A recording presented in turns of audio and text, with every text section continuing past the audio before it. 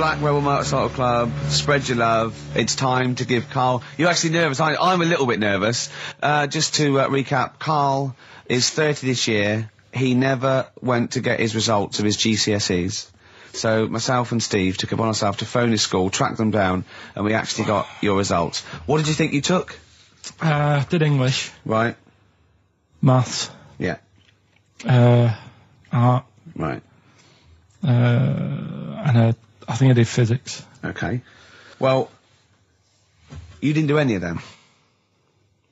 Eh? You didn't do any of them. You didn't register. You registered for one exam and took one exam and got results for one exam. So I don't know what you thought you were turning up to, or you weren't registered, or you didn't. You're familiar with the notion of registering for an exam. You have to kind of officially register in order to be eligible. What do you mean, register? I turned up for a couple. Yeah, you can't just show up. You have to register for them. You have to pay this because it costs the school money, so they have had to have paid for you if they thought you were going to pass. You can't just turn up on the day and ask for some paper at the front. I never got a letter telling me that. Well, that's because you were never at school. But you did somehow register or registered for one exam. You registered for history. It's a topic that you've always been interested in. I was saying to Ricky before, World War II, I loved it. Not the actual event. No, the study just of it. all the stuff like, about the Anderson shelters and stuff like that. Yeah. And the bombs and that. Mm-hmm. And then when I took it, it had nothing to do with that. It was more about the Tudors. So the Second World War didn't come up? You mean there were no questions about the Anderson shelters? Nothing. That's devastating. So what are you expecting the result to be? Is that it? Yeah, it's the only one you took and registered. As far as the school is concerned, or certainly it's the only one that counts. It's the only result. It's the only one that counts. Yeah, you've got... Did you register for yours? Yeah. Yes. I've got certificates and everything. So what, do you do that before the exam? Do you have to go somewhere and sign something, or...? Yeah, you don't check your results and then decide if you want to register. It's not like Millionaire, when you look at the question and go, I think I'll take the money. Yeah. You go... No. But anyway, you must have registered for one, or maybe your teacher put you in for Well, I didn't do it. They must have been confident. They must have been confident. They must have thought your best bet was history. Right, so... What did they get? You got an E. Which I think, technically, is a pass. E? It's a bad pass, but there's F, and there's U. You're not going to be doing a PhD. You can get an F, right, which is fail, and then a U, which is ungraded. Now, I don't know why the U exists, because F means you failed. U is like them going, you not only failed, but you wasted my time. So... We're annoyed that you took this exam. So you thought they'd register me to get an E? Well, they didn't. I think they were hoping... It was rather like you with the lottery. They were hoping for something better than nothing. See, I assume that the man who registered for that thought he can scrape an E if Anderson shelters come up. Yeah. Well, that's it. You've got... Now, what I'd like to do, Karl, is... I've started your re-education. You've read a book on Rasputin. I'll be asking you a few questions about that later. I've got another book for you to read next week. Next week, I'm not in the mood. What? Not in the mood. Oh, come on. Look, what's that? What does that say?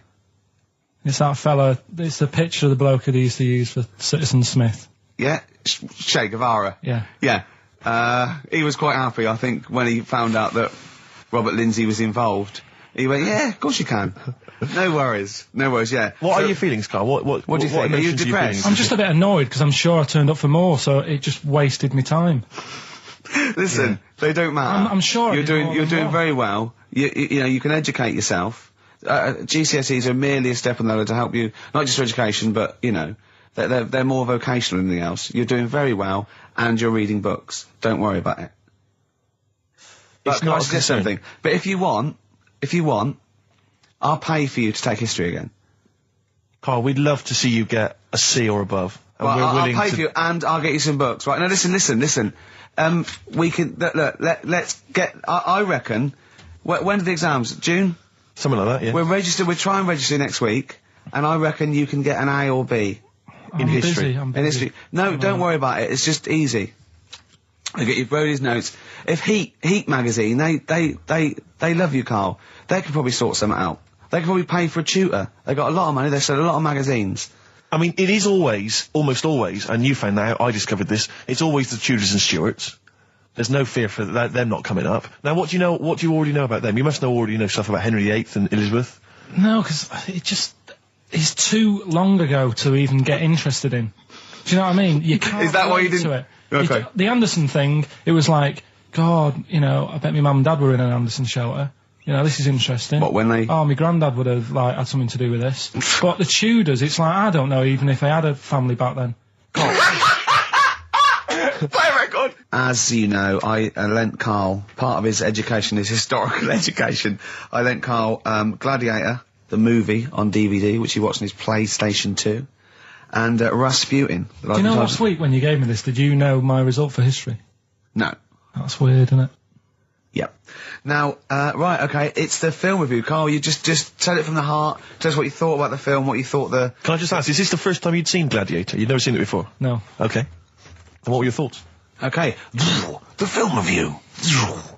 Gladiator. It's alright. Nothing great.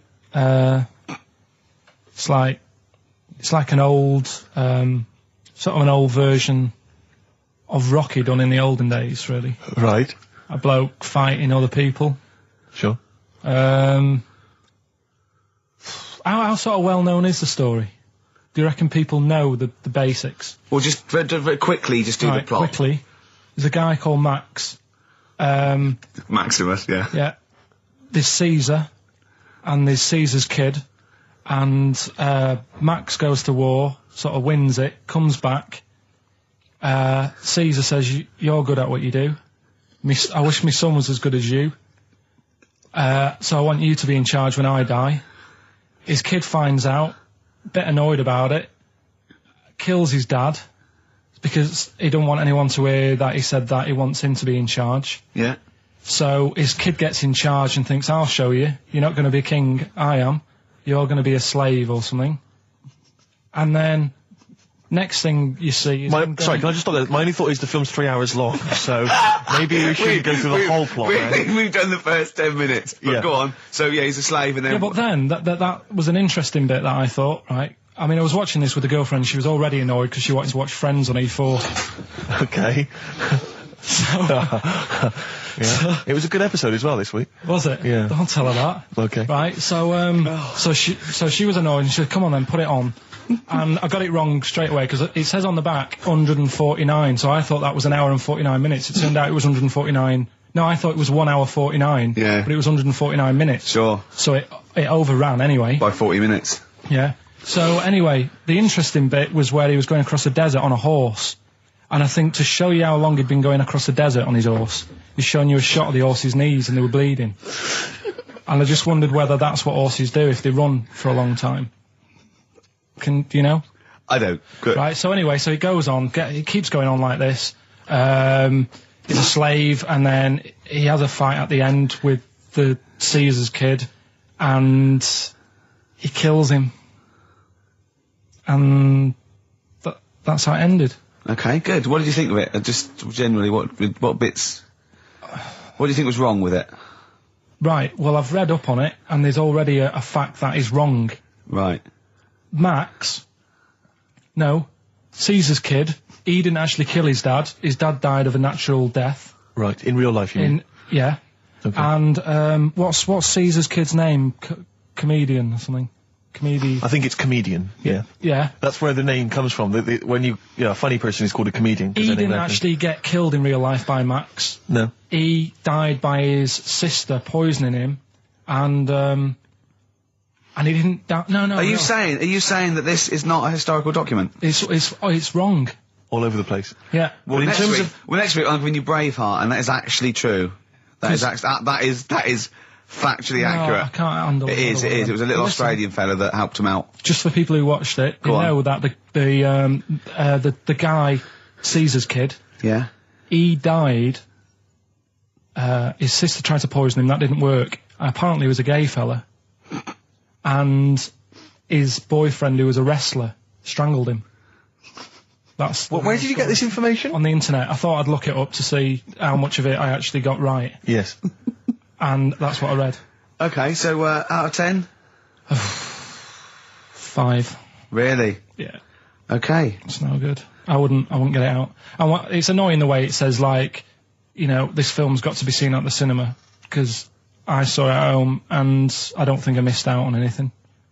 Very good point. I think that's probably the point they're making, but yours is valid too. We'll play a record, and after that I'm going to ask you about Rasputin, the Mad Monk. But anyway, Gladiator, just was going to add on the end of that. If you're into that sort of film, Jason and the Argonauts is probably a better bet. Is that factually accurate? Did you look that up or not? Did skeletons actually come out of the ground and fight? Yeah. you? I don't know, but it's a more enjoyable film. Okay. And it's shorter. Okay, now, just moving quickly on, just to the last item on Karl's re-education this week. Rasputin, you've read a little book about Rasputin? What did you know about Rasputin before you read the book, Karl? Can I just tell you, when I handed him this book, it was my house, he went, is he the one that lived under the bridge? And I went, what do you mean? He went, the fella that lived under the bridge, and you had to pass him and Jane, went, you're thinking of, Rapunzel. And he went, yeah. And I went, well, that's not Rapunzel either. Rapunzel's, you had to say, isn't that, you had to guess his name. The person who lived under the bridge was a troll in the Three Little Brick Graph. I'm a troll, foldy well. So, to answer your question, Steve, that's what he knew about Rasputin. Okay? So have you read this whole book? Can I just have a look at it, Rick? This whole book, it's about the size of a beer mat. Yeah, I'm just thinking. But did you read the whole thing? No. You didn't Well, manage you to read the didn't whole even thing? do that. Well, again, some of the names in there are so long and foreign sounding that I just thought, I can't remember all these. So I just got to the meat of the story. Go on, Okay, what what is did it you then? learn about Rasputin? Right. He was a monk. Yep. And, Mad? he... Was he a mad monk? Hang on a minute. Don't confuse him. Sorry. Right. Go on. God. You see, this is what happened in the exams.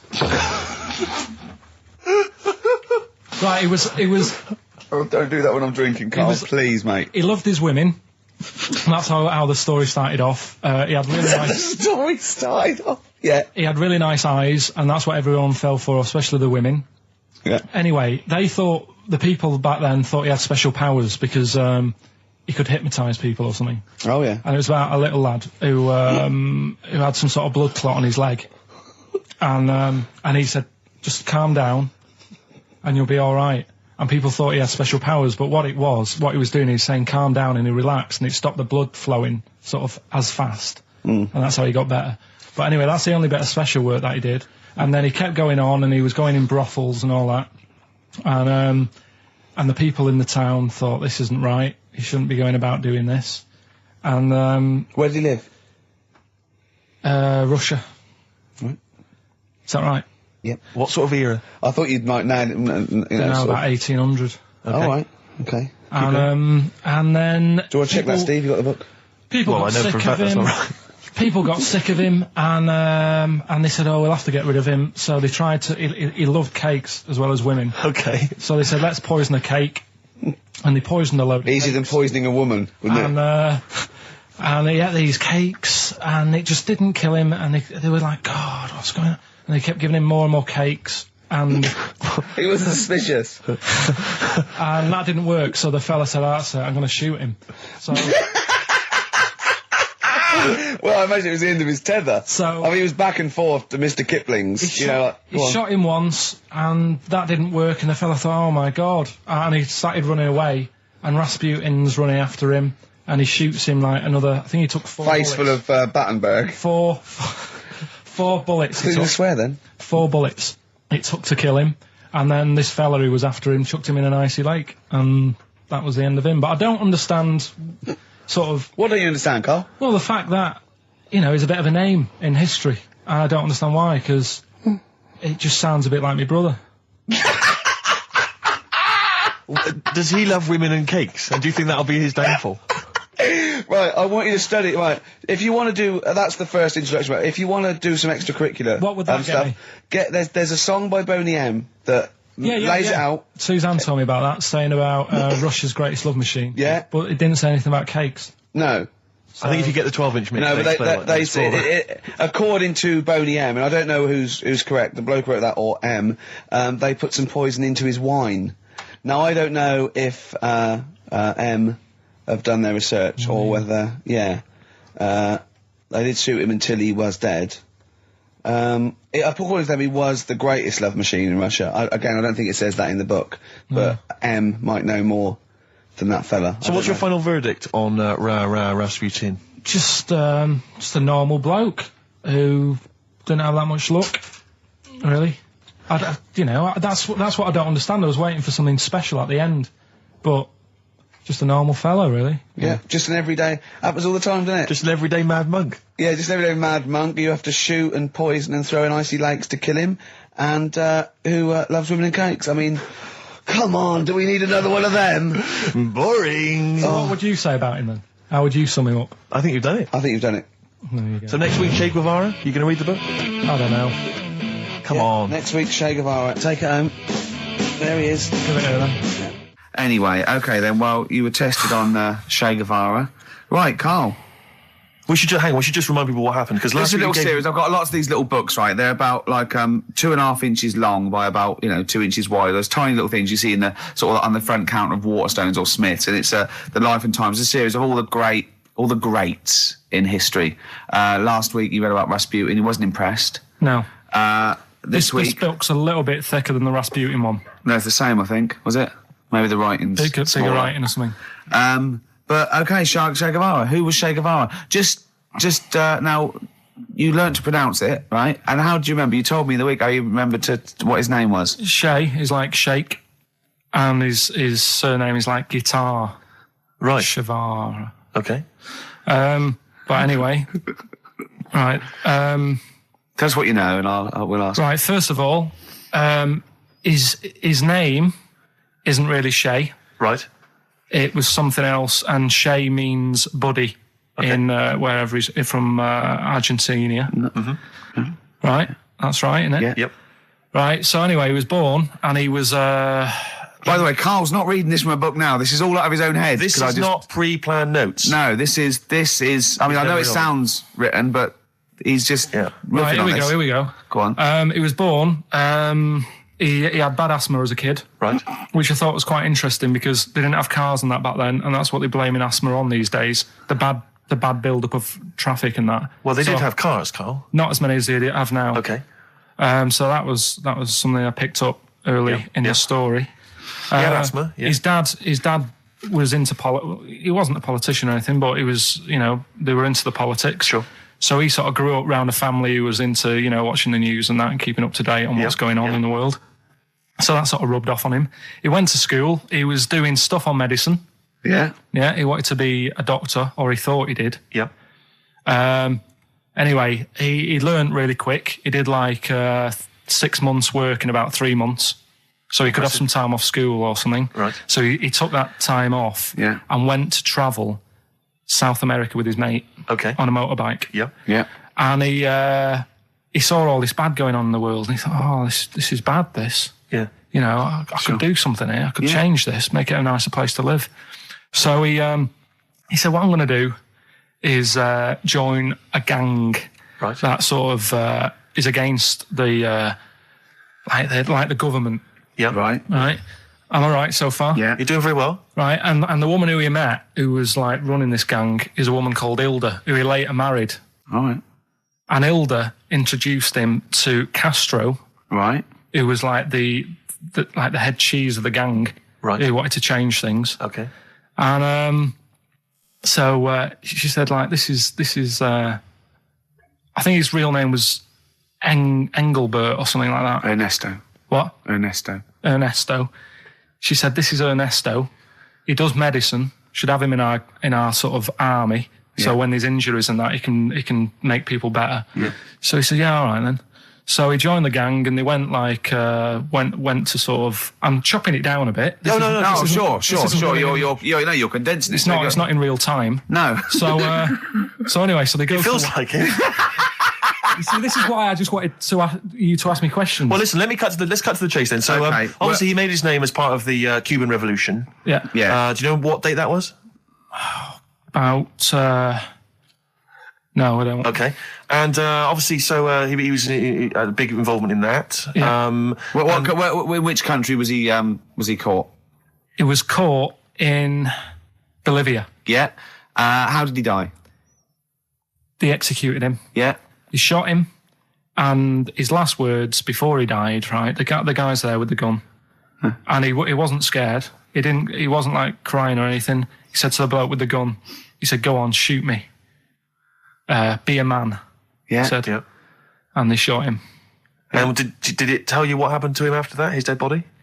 No, but Suzanne was telling me about this the other night. She said there's more to it than that. They stuck it in a glass coffin, didn't Yeah, they? so, yeah. Well, no, but before that, they cut off his hands and his feet. And sent them to the... No, and then, because they buried him in different places, and then they buried the body. I think they may have sent the hands to Fidel, but they buried him in an unmarked grave because they didn't want anyone to start using his grave or his tomb as a place of martyrdom. But of course, that just made him even more of a martyr because no one knew where he was buried. So it just meant that he was even more. But that of wouldn't an work icon. anyway, because if they did find out, that's more places people can go and sort of grieve. Do you know what I mean? If you've got all Genius. these different graves, What, with different parts of his body? oh, you've got a foot over there, and it's like, well, oh God, His head over there, Thanks for sure. what you're doing. Yeah. So all in all... essentially, what's your summary of Che? Yeah, you like him more than Rasputin, don't you? A lot better bloke than Rasputin. I can understand why he gets one of those little books. Well worth knowing about, and good bloke. Did a lot, Crammed a lot into his short life. Yeah, but interesting bloke. But just on the subject of Che Guevara, Steve called me up in the week because he was going through the duty log. We love the complaints on the BBC duty log, and someone had written in because one of the Blue Peter presenters was wearing a Che Guevara T-shirt. And what did the bloke say? Yeah, this is a series of people can phone in and write and complain to the BBC about different things. Why would you complain about wearing something? Well, this was the thing. Is you can phone in about the best one. I mean, there's been some amazing complaints. Oh, there's some great ones. The best one, my favourite one that wasn't a complaint, but was actually just someone had to phone in. Was what an excellent edition of Kilroy this morning. Yeah, Which I but thought there's was lots of that. There's things like Esther was superb. Woman call one. Woman called. There was a brilliant one I remember once, which was Robbie Williams was wearing a Nike T-shirt on Top of the Pops last night. Product placement on the BBC. It's just all So things like pathetic. that. Yeah. But anyway, this was one phone call. There was a presenter on Blue Peter. She was wearing a T-shirt with Che Guevara's face on it. Right. And someone had written in and said, or someone had phoned in and said, very worried to see a presenter wearing Che Guevara's face on a T-shirt. Are you trying to turn my children into communist revolutionaries? Yeah. Imagine that. Imagine who's thinking that. Who's bothering to phone up with that information, Karl? Yeah. Who knows what they're going to say about this show? Yeah. I mean, you've been championing the work of communist revolutionary Che Guevara. Luckily, no one listening to this show can either write or operate a phone. So I think we're pretty safe. So thumbs up for Che Guevara. Yeah. Well done to Karl there. Yeah, no, I thought it was I did brilliant. all right, didn't I? But the thing Yeah, is, that- Karl, that- you keep saying to us you don't understand why history's interesting, and yet you're clearly interested by that. You remembered that Karl, information. I've got another. Yeah. I've got a few in the series. Can I give you your next week's homework? Go on. There you go. Oh, Read it out. Hitler. Hitler, the life and times of Hitler. 1889 to 1945. Yeah. Yeah. Do you know much about him? What was the significance of that last date? Why did he? What was that last date, Karl? Why do you think he died in 1945? End of the war, Yeah. which I'm interested in. So this will have stuff about Anderson shelters and that. It might not be covered in the Hitler biography, the Anderson Shelter, but Just check if there's a special Anderson chapter. Anderson Shelter chapter. No, I'll look forward to this. Yeah, It'll be interesting. Powdered Egg is page 4. Yeah. Excellent. Well, we're going to play a hip hop. Yeah, it's time for a hip-hop hooray. People are absolutely in love with this feature, Rick, as you well know, and I know you're somewhat jealous of it. Yeah. This week, I know that Outkast are currently on the playlist, aren't they, with their new single, Whole of the World? Is that what, The Whole World? Anyway, this is a track from the big compilation, Outkast. It's just a sort of compilation of all their greatest hits. And this is a good one. It's called Rosa Parks. Play it, Karl. Their greatest hits album, that's Outkast, and a track called Rosa Parks. Like it. Yeah, enjoy it. Yeah. Now, we just had a call from someone impressed by Karl, and Karl's very pleased because this guy has actually done a PhD on Che Guevara. So in theory, whatever subject he chose, in theory, he's probably one of the experts in the world on this particular field. Now, hello, are you there? Yeah, I'm here. Hello, what's your name? My name's David. David, now where did you do your PhD? Did it at UCL. Did it at UCL, my old college. And what was the actual title of the PhD? It was Che Guevara's influence on class struggle in Europe in the 60s. And what did you think of Karl's performance? I thought he did really, really well. The only thing, I'd never heard those last words before. So Karl actually knows something you don't know. Yeah, possibly. Although you presumably not take that as verified information. You probably wouldn't take everything Karl said as gospel. You'd probably look it up yourself, would you? I probably would have a look, yeah. Did you know about babies' eyes? Sorry? Did you know that babies' eyes don't grow? I didn't know that. You see, that's why you shouldn't take things Karl says as gospel, because it come out with something, vaguely intelligent, and then say, did you know about babies' eyes don't grow? Any questions that you'd want to test Karl on? Any thoughts, anything he missed there on the history of Che Guevara? I think he did really well, and I think he should be congratulated. Because Karl has problems with understanding why people are interested in history, and even though he's been reading these books, he keeps saying, why does anyone care about history? Why is it important? What would you say to Karl? I think he should maybe then look at who Che Guevara did influence and why he still influences people today. Yeah. Well, he knows that he influenced Citizen Smith, and he knows that if McDonald's ever wanted to swap Ronald McDonald for Che Guevara, it would cost him an awful lot of money. So he is trying to apply it to the modern world. He is having a go. Well, maybe you should think like why Rage Against the Machine have him on their T-shirts. Good point, Karl. Why do you think of that? Why do you think they have him on the T-shirts, Karl? I don't know, maybe that was a design of the T-shirt. Maybe they wanted another T-shirt. Maybe they wanted Ronald McDonald. But didn't have any in. Sure. And they said, we'll have that one there then. Well, thanks very much. Dave, just before you go, do you think Karl would be an interesting subject for a PhD? Yeah, very much so, yeah. Okay, well, if you're not... Well, hopefully one day you'll become a professor and you can maybe set that as some coursework. I could do, yeah. Karl Pilkington. Imagine that. Cheers, Dave. Imagine having an MA in Karl Pilkington. Thanks very much, Dave. Okay, bye. Cheers, bye. That's good. My teachers never did that. What, encouraged you in that way? Never said well done. So, Really? Yeah. But you never showed up. Yeah, you have to be in the same room, They were too really. busy saying, who are you? yeah. No, but Mrs. Matthews, me head teacher. Oh, let's not lay into Matthews again. She's always getting us. Not But Matty she Matthews. said Not I'd never- Grimble Matty Matthews. we I'd used to call never her. be a high flyer. If she could see you now. What did she say? You'll never be a high flyer. She said that to me, mum and dad. Really? On a parents' evening. And that was after I'd played the drums in Little Donkey. She clearly didn't know what she was talking about. Table 60. Lisa Tarbuck. That's Corner Shop. Lessons learned from Rocky 1 to Rocky. I love that guitar. That's great. It's real glam rock. That's T-Rex and Bowie. I was going to play some from Ziggy Stardust today, but instead I brought in a different album. I want to play a bit of Bowie. Is that all right? Oh, of course, yeah, always. Yeah, bit of Beatles. Still to come up, by the way.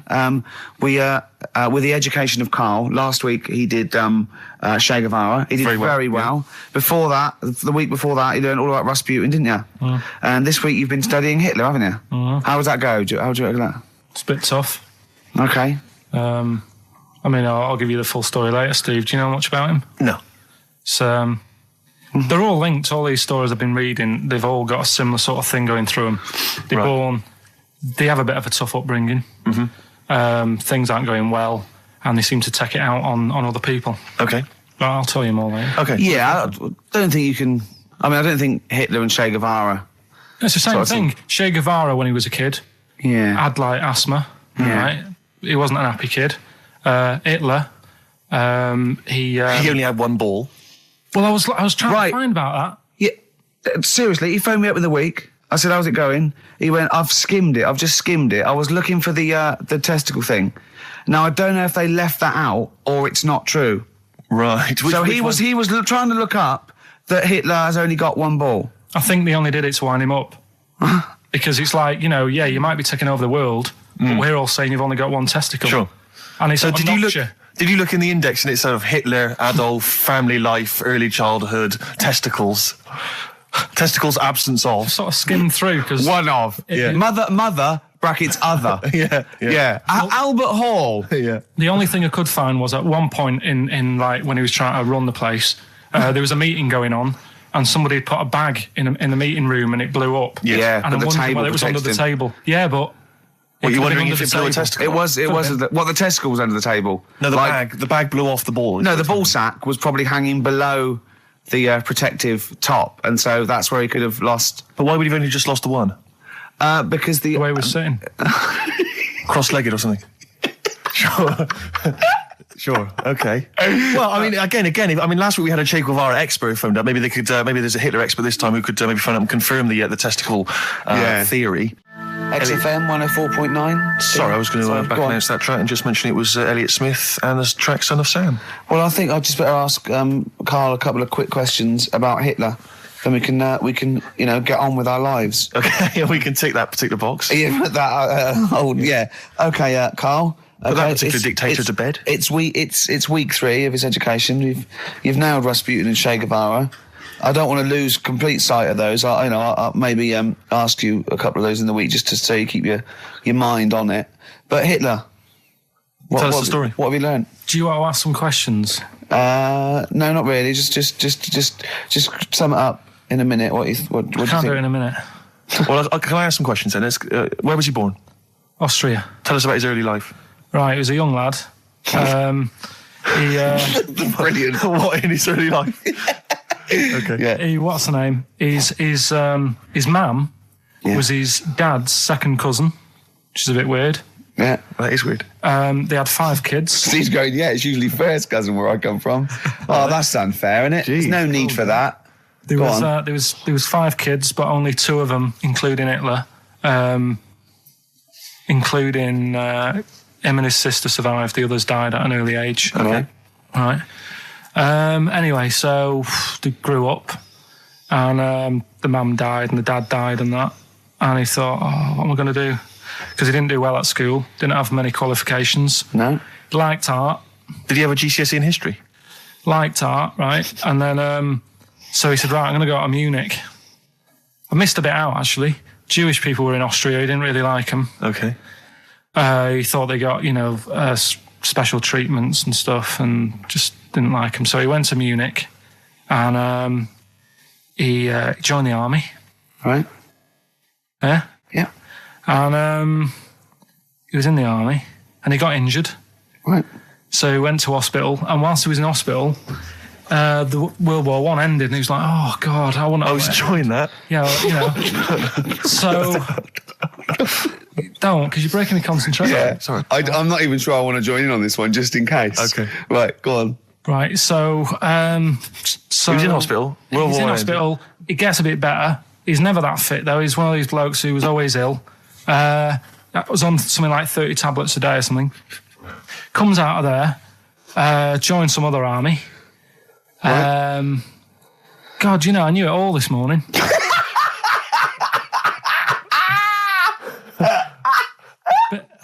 I can see it running to ground. I just see his face going, I'm not nailing the fact, am I? And joined another army, and he was... Listen, let's try and help you. So Here's a good bit. I remember this bit. He thought that war to men, right, was like childbirth is to women. That's how important he thought he was. All right. Right? So it's like, you fight for 9 months, and at the end of it, you own something, right? Yeah. So, he goes on and all that. He's in Berlin. Yeah. And he's fighting his way through, trying to take over countries and that. And he does he do Berlin? Does he? Sorry, wait a minute. Is he Chancellor yet? What year is it? 35? Where are you? Let's skip the kind of climb to power then. He's now the dictator of Germany. Right, he's in charge, yeah. And this is when, he gets his own back on the Jewish people and that, and he's got his own little armies, and he's setting fire to Jewish businesses and all this. And anyway, cut a long story short, Please do.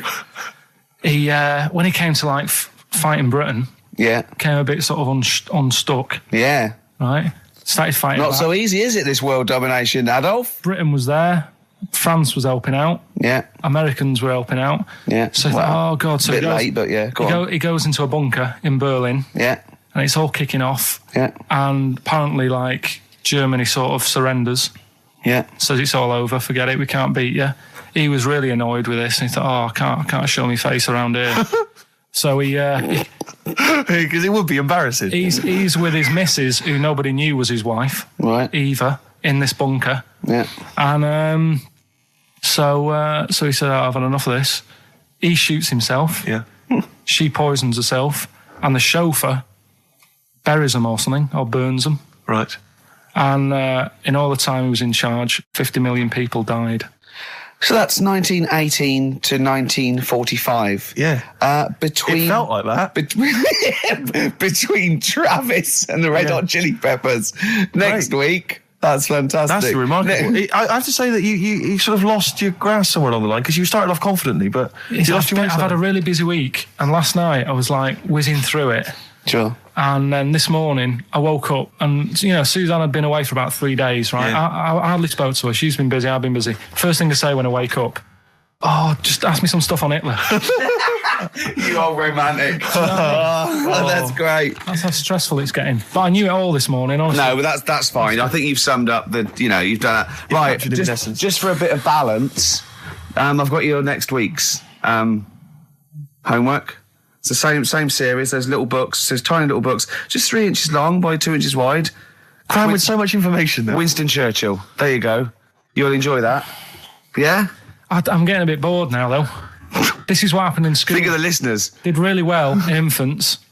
Once I got to secondary, lost interest. Was it the breakup between you and Harris? And Zoe. I'm wondering if you spiralled into something there. Yeah, because it's like all these other, these men of history. They always had sort of things happen in their early childhood, didn't they? Maybe yours is the Zoe Harris dress incident. Well, let's just refer to it as the Zoe incident. Yeah. From now on. Yeah. Winston Churchill, the bit I left out in the Hitler story, Hitler was scared of this man.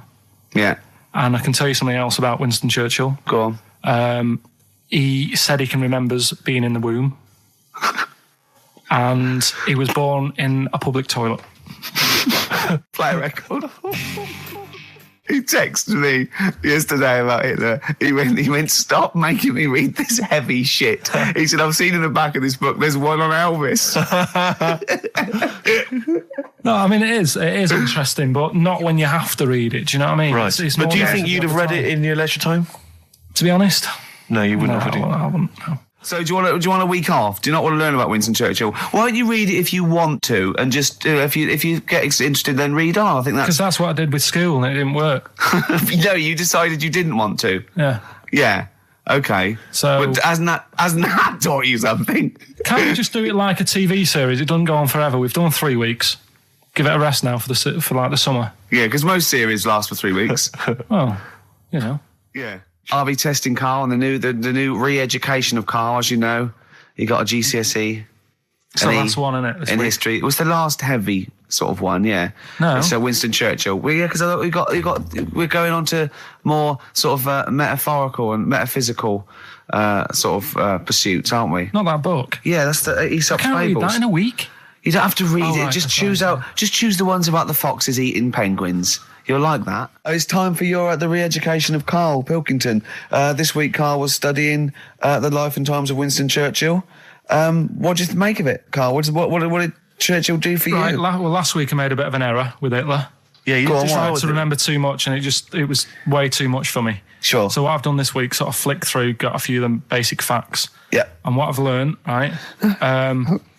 Bit weird the way all these people have something in common, that they're all a bit weird when they're younger. Okay. They've got Go on, some sort of illness. go on. Well, Rasputin, he wasn't well as a kid. Yeah. Che Guevara. Oh, this is Rasputin, the mad monk, wasn't well. Yeah. Yeah.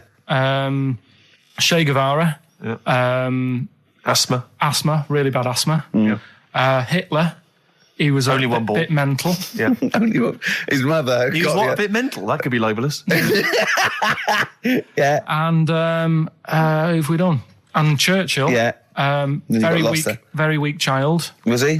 He only spoke to his dad 4 times in his whole lifetime. Really? Yeah, didn't get on with his dad. Right. And I think one of the times when his dad spoke to him, he was having a go, saying he didn't do as well in the army as he wanted him to. Right. So that's pretty sad bit I picked up of it. Yeah. Anyway, So that spurred him on anyway. yeah. I'm not going in all the ins and outs. Very important bloke. Okay. No, seriously. I mean, Yeah. your dad bought the tapes, didn't he? Yes. And I can understand why. Because he did change a lot for us. You know what I mean? We wouldn't be sat here now talking like this. Why? We could have been German.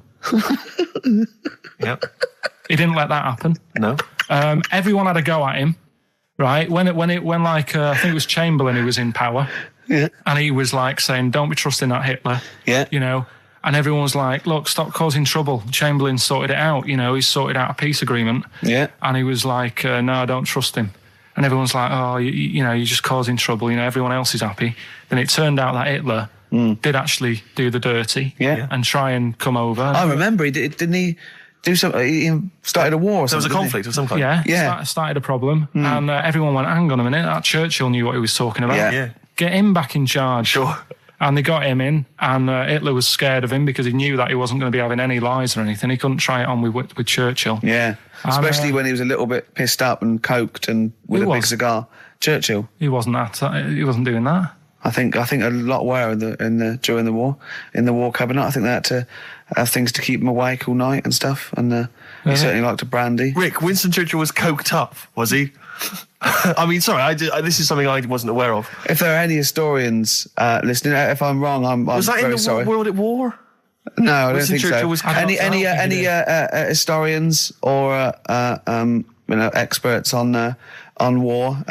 Did Churchill and not some of the other people during I think the First and Second World War take a little bit of cocaine? So when it said that Doctors certainly used to. Hitler liked cakes, would they be like the funny sort of cakes? No, he probably did like a little bit of Madeira cake. Right. Yeah, that's probably nothing like that. Sorry, carry on. So anyway, He beat the Bosch.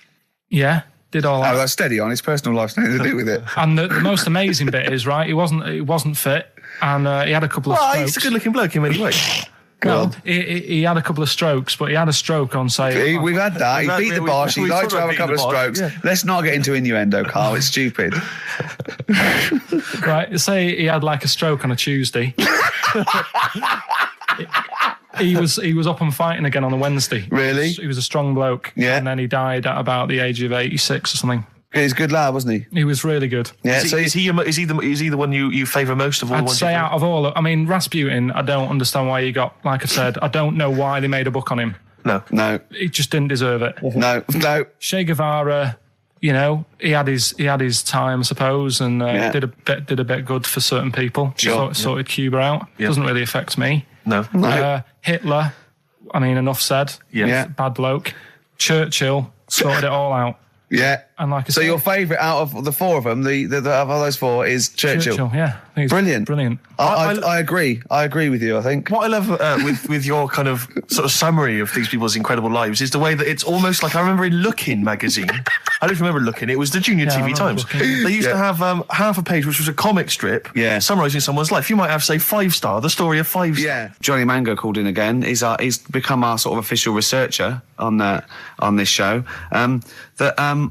There is evidence that Queen Victoria in Balmoral, with a young house guest, Winston Churchill, used to consume cocaine-filled lozenges.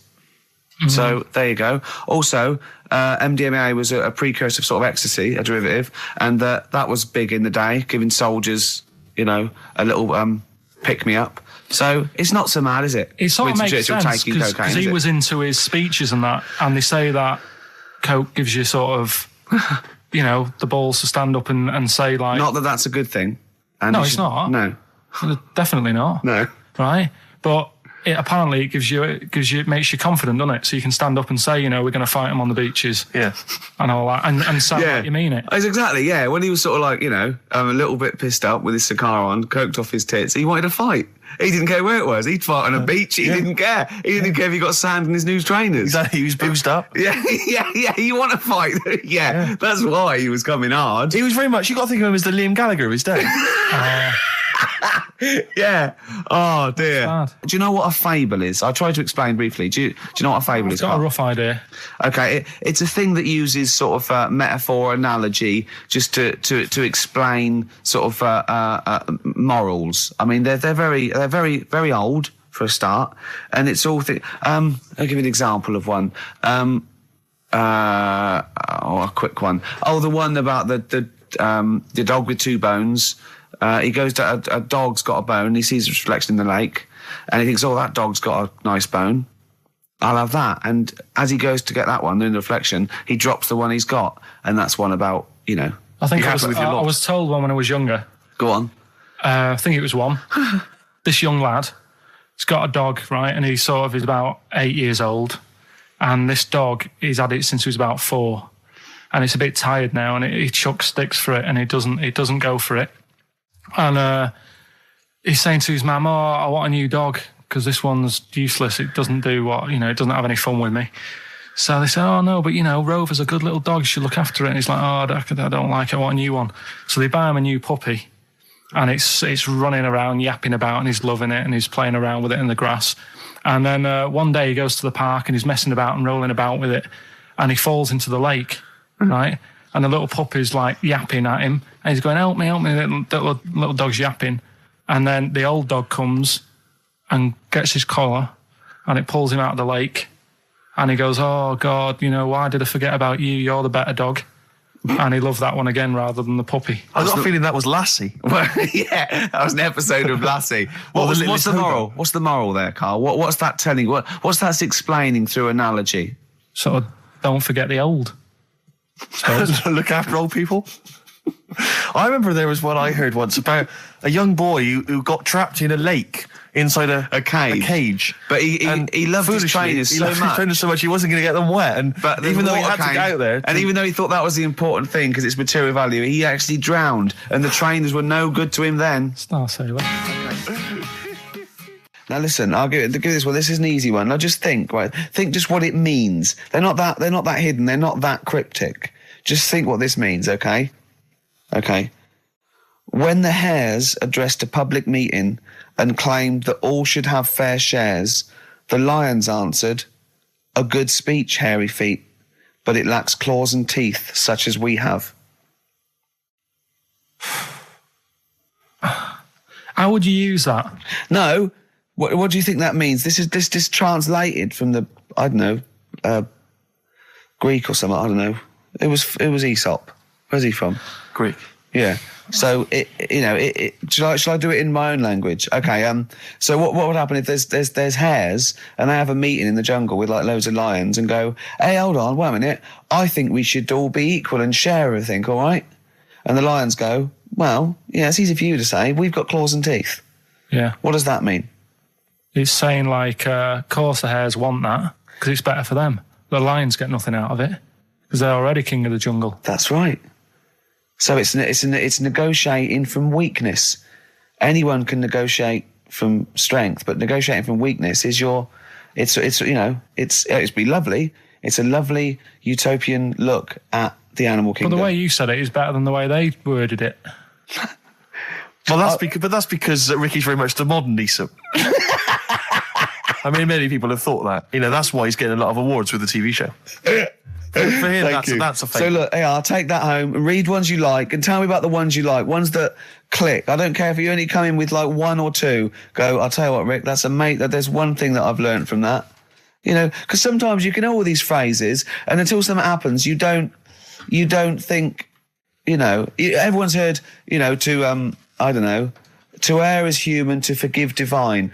And then something, might happen. Do you go, oh, that's what that means. That's amazing. Well, you were studying Aesop's fables, weren't you, this week? Now, I'm going to be very liberal here and let you talk about it. It's not a test. I'm not, hey, man, just like chill out. I'm not this like rigid sort of, box in society. Just tell us your views. Just tell us your vibe on Aesop. Tell us something. What have you learned from these fables? He made a bit of money out of something that's quite simple. I don't know if he did make any money out of it. I mean, I think it was published like thousands of years after his death, but go on. Yeah, they're just little stories. I mean, enjoyed them. Yeah. Didn't learn anything from them. Okay. Or did you see? Because it's teaching through sort of like metaphor and analogy, and maybe it all seeps in and it's all subliminal, and maybe in a way your subconscious is teaching you. No, it's silly, Ricky. It's silly. If the stories were done in like a real way, that there's like a man and a woman, and it's a little story that something happened to them in life, then you learn something. But it's all about, a gorilla and a fox are walking through the woods. How often does that happen?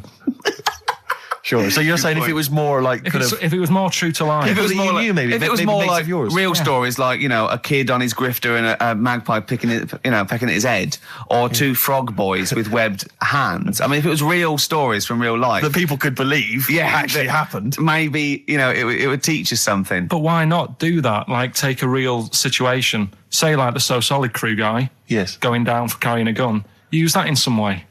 Do you know what I mean? As a warning, maybe about carrying guns? What about something like, if you carry guns and that is illegal, you could have some sort of punishment? Yeah, that's Good. So Good, I see what you it doesn't mean, bother yeah. you then that the fact that these fables have been used for many, many generations to educate maybe young children or even older people, the fact that they've served a brilliant function and they've become classics, that doesn't bother you? You've seen through them? Well, they don't always work. Okay. When I was out with Rick the other day, he brought one up. I told him the one about the two mice, the industrious mouse, who throughout the summer he would be storing berries, nuts and berries, and he'd be storing it, and the other mouse would just be eating off the trees and running around and having a laugh. And they go, "Well, you're going to become hungry." And he'd go, "Oh, I'll worry about that when it comes to it." And they'd do that, and he'd be storing his nuts and berries, and autumn came, and the mouse was still playing and not doing anything. And then winter came, and the silly mouse was like shivering, and he went and knocked on the mouse's door and went, "I'm freezing and I'm starving." And the clever mouse said, "Well, I told you, didn't I? You know, you should have been storing your nuts through winter like I did. Come in and share mine." You know. And what did you say, Karl? Well, and the moral of that is whatever. Yeah, you know, sort of, you know, just be careful. But my thing is that it's not very good, because the moral of that is do what you want, and there's always a do-gooder, a share there. Yeah, that's sure. Yeah. But the way I think, which is more sort of 2002, the ending should have been, the guy with all the berries should have been going, "Oh, I'll be all right come the winter. I've got loads of food. I'll be safe." But then, as he's going into his little hut at the beginning of the winter, some sort of bus or something comes and kills him. Right. And it's like... You should have partied hard because you might die. Yeah. Enjoy life whilst you've got it. Yeah. Okay, and if winter comes, just starve to death. Well, worry about tomorrow. Okay. That's See, my I'm little wondering fable. if there's a new book here. I really am wondering if there's a Karl's Fables. He's been coming out with some all week. He keeps going, "Well, that's a fable, isn't it?" Yeah. So what's your favourite fable in there? Have you learned anything from this book? Is there one fable you liked? Yeah, I mean, What did you like? they're all right. What did you like? You've thrown it on me now there. Didn't you like one about a crab, you said? No, that was the one about messing about on a cliff edge or something. Don't mess about on a cliff edge. What was that? I don't know. There's not many around here, so I didn't take much interest in that one. You know what I mean? God. Um, I'm doing my best here. I'm You don't dying. remember yeah, any? here's one. Go Yeah, on. here's one that was quite nice. There was a belly, like your stomach. Yeah. And it's this belly on a pair of legs. And the legs was saying, "I'm more important than you because I carry you around." And the belly said, "Yeah, but, if it weren't for me holding all this food, you wouldn't have the energy to walk around." Yeah. And that means, rather than working on your own, it's best to work in a team. Yeah. So, Well, the one similar to that I was taught when I was little was a vision of heaven and hell, and it went down to hell, and in hell, right, there was these people had 20-foot long chopsticks, yeah. and they were eating their food, and they couldn't get the chopsticks into the food and get it round to their mouth because they were just too long. Right. Right, that was hell. And in heaven, they had exactly the same thing, but they were feeding each other. What? Right. You don't like Chinese food? Is that what you're thinking? Is that what your concern is, Karl? No, I'm just... The one I remember, I can't remember the ending of it. It's about two nuns in a bath. Yeah, I know. I can't remember what it is. Yeah, Remember that's that it, one? yeah. Or are they on a bike? maybe? That's two adventures. It's the same nuns, but It's they the go same to all sorts of adventures. They're They're normally quite erotic adventures. well, aren't they are, but there was one when they're driving down a cobbled street, I remember. Oh, go on. And then there's the other... Then, of course, Whalebones on XFM 104.9. I'm Ricky Gervais. With me, Steve Merchant. Hello I'm there. Karl. Well, Karl, I really don't think you got your teeth into the fables, really. I don't think you... There wasn't anything to learn. I read a couple, thought, yeah, that's all right, and put it down again. There wasn't anything to learn. It was all stuff I knew already, but made up with nice little foxes and bears and stuff. So, Yeah. But that one about, that one we spoke about, when the hares are going, "We should share all our food," and the lion said, "That's a good argument, but it hasn't got the teeth and claws that we've got." That's lovely, because it's sort of that's an indictment on sort of, you could say it's an anti-equality almost. You could get really sort of deep into that. You know what I mean? You could... No? Big philosophical ideas in a nutshell. Not interesting? no, not really. Okay. Okay, then. Well, you're going to hate this then. I've brought in the concise Oxford Dictionary of Quotations. Now, just look at some of your favourites. I'd suggest going straight to things like Wilde or Newton or Churchill or You're a big fan of Keats. Churchill. Yeah. like Oh his well, art. he's the boy. Yeah. Like, right, okay. Let's go through that old Kramer. Blah, blah. Newton. Right. Right. Here's a famous one. Okay. This is Isaac Newton. If I have seen further, it is by standing on the shoulders of giants. Do you like that one? So there's a meaning in it. Yeah. Yeah. Well, he hasn't actually stood on the shoulders of giants. So remember, he's an amazing inventor and mathematician, and he discovered the incredible laws of the universe. And he's saying, yeah, If you want a good view, move into a multi-story. he's saying, right? He's saying, if I have seen further than the people, and he's being modest here, it's because I've stood on the shoulders of giants to get that view. If it weren't for all the people that have come before him with their great insight and knowledge, he wouldn't have seen what he's seen. He's taken his learning, isn't it? Those people have given Why him just say that instead of making up? That's what I've got a problem with. People don't say what they mean. Poetry, art, and In life, though, people never say what they actually mean, and there's loads of books on it. I don't know. But the point is that he's just summarised quite a tricky idea beautifully. It's beautiful. That gets into you much deeper than just the words, just the literal words. You know what I mean? One of my favourites is from an American novelist, and the quote is talking about the subject of fame and being famous. Yeah. Fame is a mask that eats into the face. Don't you think that's amazing? Meaning? Well, meaning that fame is something that is artificial, that you wear initially, you become famous, but it's ethereal, it's nothing, it's intangible, it's just an artifice. But if you stay famous long enough, you begin to think that mask you're wearing is really your real face, so that you begin to, think that you are more than you perhaps are. Do you see what I mean? In the way that fame and power can corrupt. I know who said that. It's an American novelist, I forget his name. Yeah, it's all right. Yeah, there's something in that. Yeah. Okay. Pick another one, right? Yeah, let's have a look. Bernard Shaw, he's no slouch. I think maybe when you take this book of quotations home, Karl, you should maybe just draw up maybe a list of 3 or 4 of your favourites and tell them next week. I want to do Shaw and Wilde. I look at Shakespeare as well. He's. Are you a fan of Shakespeare? No. Go on. What's your problem with it? Just the way they speak. I can't follow it. Yeah. Yeah. Do you like West Side Story? It's really old as well. I can't relate to it. It's like years and years ago, isn't it? That's why I like Churchill. Because 1940s. Yeah. Look at this.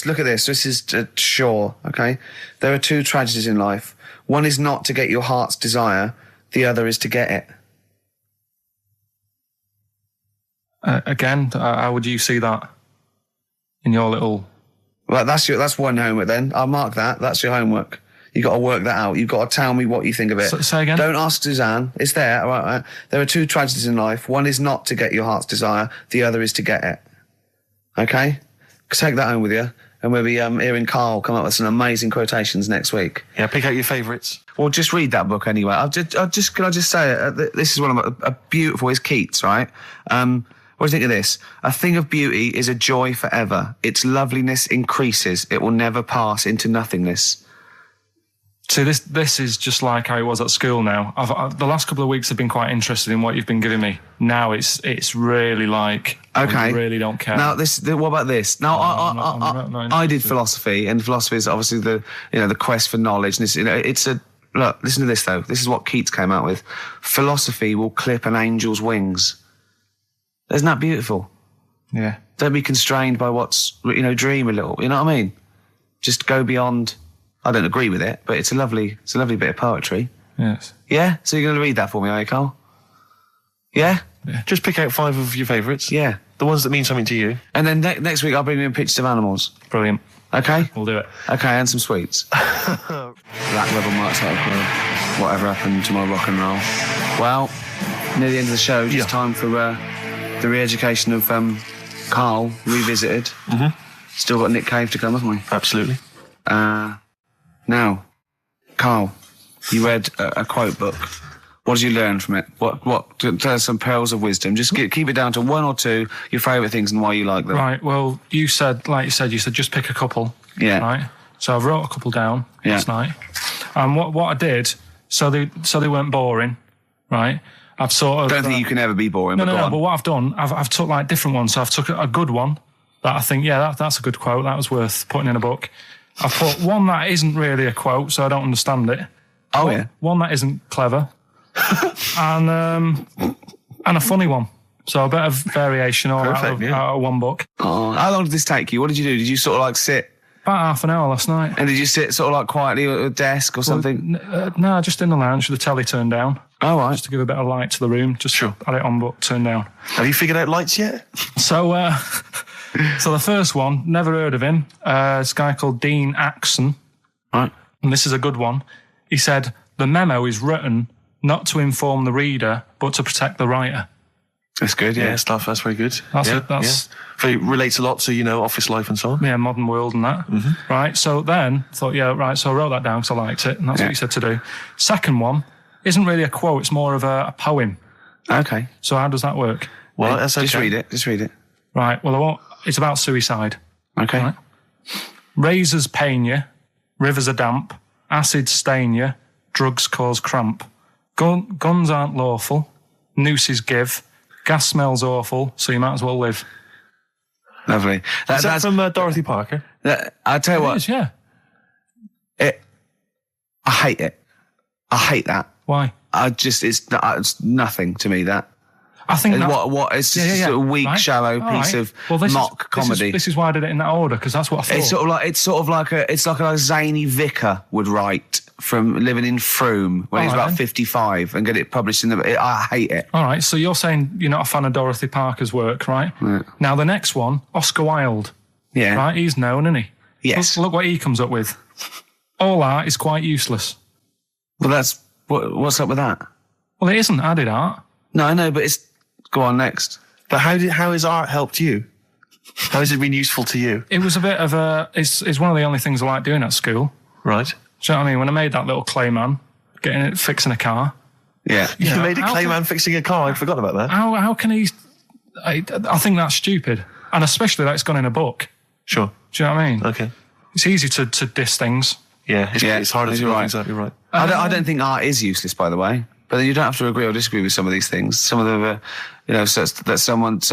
sometimes it's just their thoughts put eloquently or poetically, isn't it? And it's just, to provoke a reaction as much as anything. Yeah. Well, and the good one, Ozzy Osbourne. I mean, sorry, but just go back there. The irony is that is art. That he was an artist, wasn't he?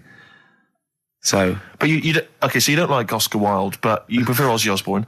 Yeah, go on. Ozzy Osbourne, cracking one. This funny and educational. I bit a head off a bat the other night. It was like eating a crunchy wrapped in a chamois leather. Genius. You're right, Karl. Yeah. So what do you like about that? The way he's described what it is like. I think, if someone, you can imagine what it's like, because I like crunchies. Yeah. And, it's like and a chamois leather is really chewy, so you can imagine that's like the skin. So you like his descriptive writing. The crunchy bit is like the bones and that. Yeah. It's perfect. But Karl, it's interesting because you've analysed Ozzy there, and in a way, that is the first step on maybe doing a new English GCSE. Yeah, being able to study language, why you liked it. You said because it describes what you've never eaten about yourself. Yeah, but my teacher, Mrs. Kane, if I would have come into school with, a quote by Ozzy Osbourne, she wouldn't have been happy. Really? Do you know what I mean? And that's the difference between... She'd go, right, Karl, get your horse and go home. Well, listen, though, we were talking about other quotes. Yeah. Neil Armstrong. Yeah. Do you know his one? Yeah. What one... giant leap for mankind. Do you know it wasn't meant to be that? It says it's one small step for man, one giant leap for mankind, right? Yep. It was meant to be, this is one small step for a man. Right. I.e. me, the individual, on a microcosmic level, one giant leap for mankind. And he mucked it up, because if you say this is one small step for man, one giant leap for mankind, man there means mankind. I know, it's embarrassing. So you shouldn't give people... He's not a trained actor. That's true. He's more of an astronaut, to be honest. He won any awards, Rick? No, there are no awards. Is he BAFTA nominated? Don't think so. But listen, right, he said another quote as he got back into the rocket. Have you heard about it? Go on. Well, we're running out of time, and I'm just wondering whether it's worth saving as a bit of a teaser for next week. What did Neil Armstrong say as he got back into the rocket? Yeah. Is it going to be away? Something like, that was boring, wasn't it? The mic's not still on, is it? Yeah. They're not still listening. Well, that's what I was saying to you. He could have said that, and it would have That's still not gone down. cheese.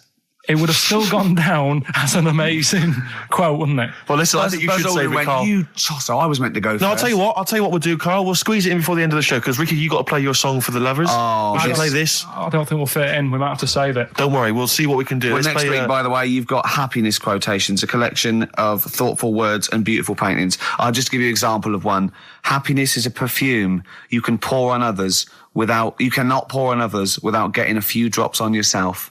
Lovely that, isn't it? Brilliant. You can't be happy with that. This is Nick Cave and the Bad Seed from the Boatman's Call. It's a beautiful song. Any song that starts off, I don't believe in an interventionist God is all right by me. And this is Into My Arms. Nick Cave and the Bad Seeds, Into My Arms. Well, that's it. We've run out of time. We have indeed. So no time for Karl's quote. That'll have to come next week. Yeah, we'll save that for next Neil time. Armstrong. Well, I hope you enjoyed it. Goodbye.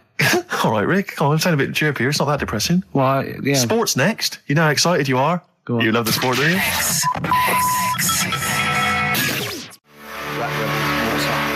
Spread your love on XFM 104.9. I'm Ricky Gervais with me, Steve Mitchell. And now it's Karl's bit. It's the re-education of Karl. He's like Liza Doolittle. And now he's coming, or Lawnmower Man, if you've seen that film. More like Lawnmower Man, if you've seen the film. You'll know what I mean. And his homework was to just study quotes, really, on happiness and stuff and general well-being. He's not a big happiness quote fan, are you, Karl? Not really. So what have you done? You've come up with something, haven't you? Right, yeah, I told you, right? Because a lot of these are just things you say every day. They're nothing special. So what I'm doing... Well, you say them every day. Well, the sort of things you come out with and you don't even think about it, do you know what I mean? Yeah. They're on the TV all the time. People on the radio are saying these sort of little quotes. Sure. And what I've done is, remember that programme on Channel 4, Faking It? Yeah. Where they got some, like, posh kid to be on a door and all that. What I've done, I've... Imagine if that was the pitch for the show. Dear Channel 4, just going to get a posh kid on a door or something? Yeah, Yours come sincerely, in, Karl. come in. Yeah. TV producer. Yeah, go on. So what I've done, this little book of quotes, happiness quotes, I've picked two that are real, Okay. and I've made one up, right? And we've got a guess. And you've got to guess. Okay, which then, one it is. go on. Well, I'll tell you what, Rick, why don't we, when we've heard them, we won't confer. No. You'll write down yours, Yeah. A, B, or C, and I'll Yeah. write down mine, and we'll Sure. see how it Okay, works. Karl, off you go. Right, and just because I'm looking at this book, it doesn't mean I'm actually reading. No, I know. Don't no, worry, I know. we're clever. No, we Why know, are we you know. on We there? can't see yet. Feel like Yeah. call my bluff. Yeah, go on Okay. in. Nothing is worth more than this day. Okay. Yeah, Eh? All right. yeah. The way I see it,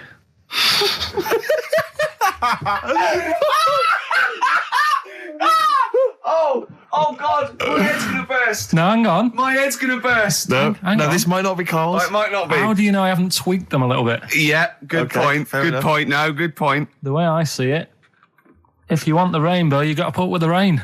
Yeah, okay. All right. All right, yeah. Okay. Hang on. It's not here. Come on. Cat food. Cat food, come on. It stinks a bit, but if you don't put up with the smell, the little kitten will die. Steve, I don't know what to say.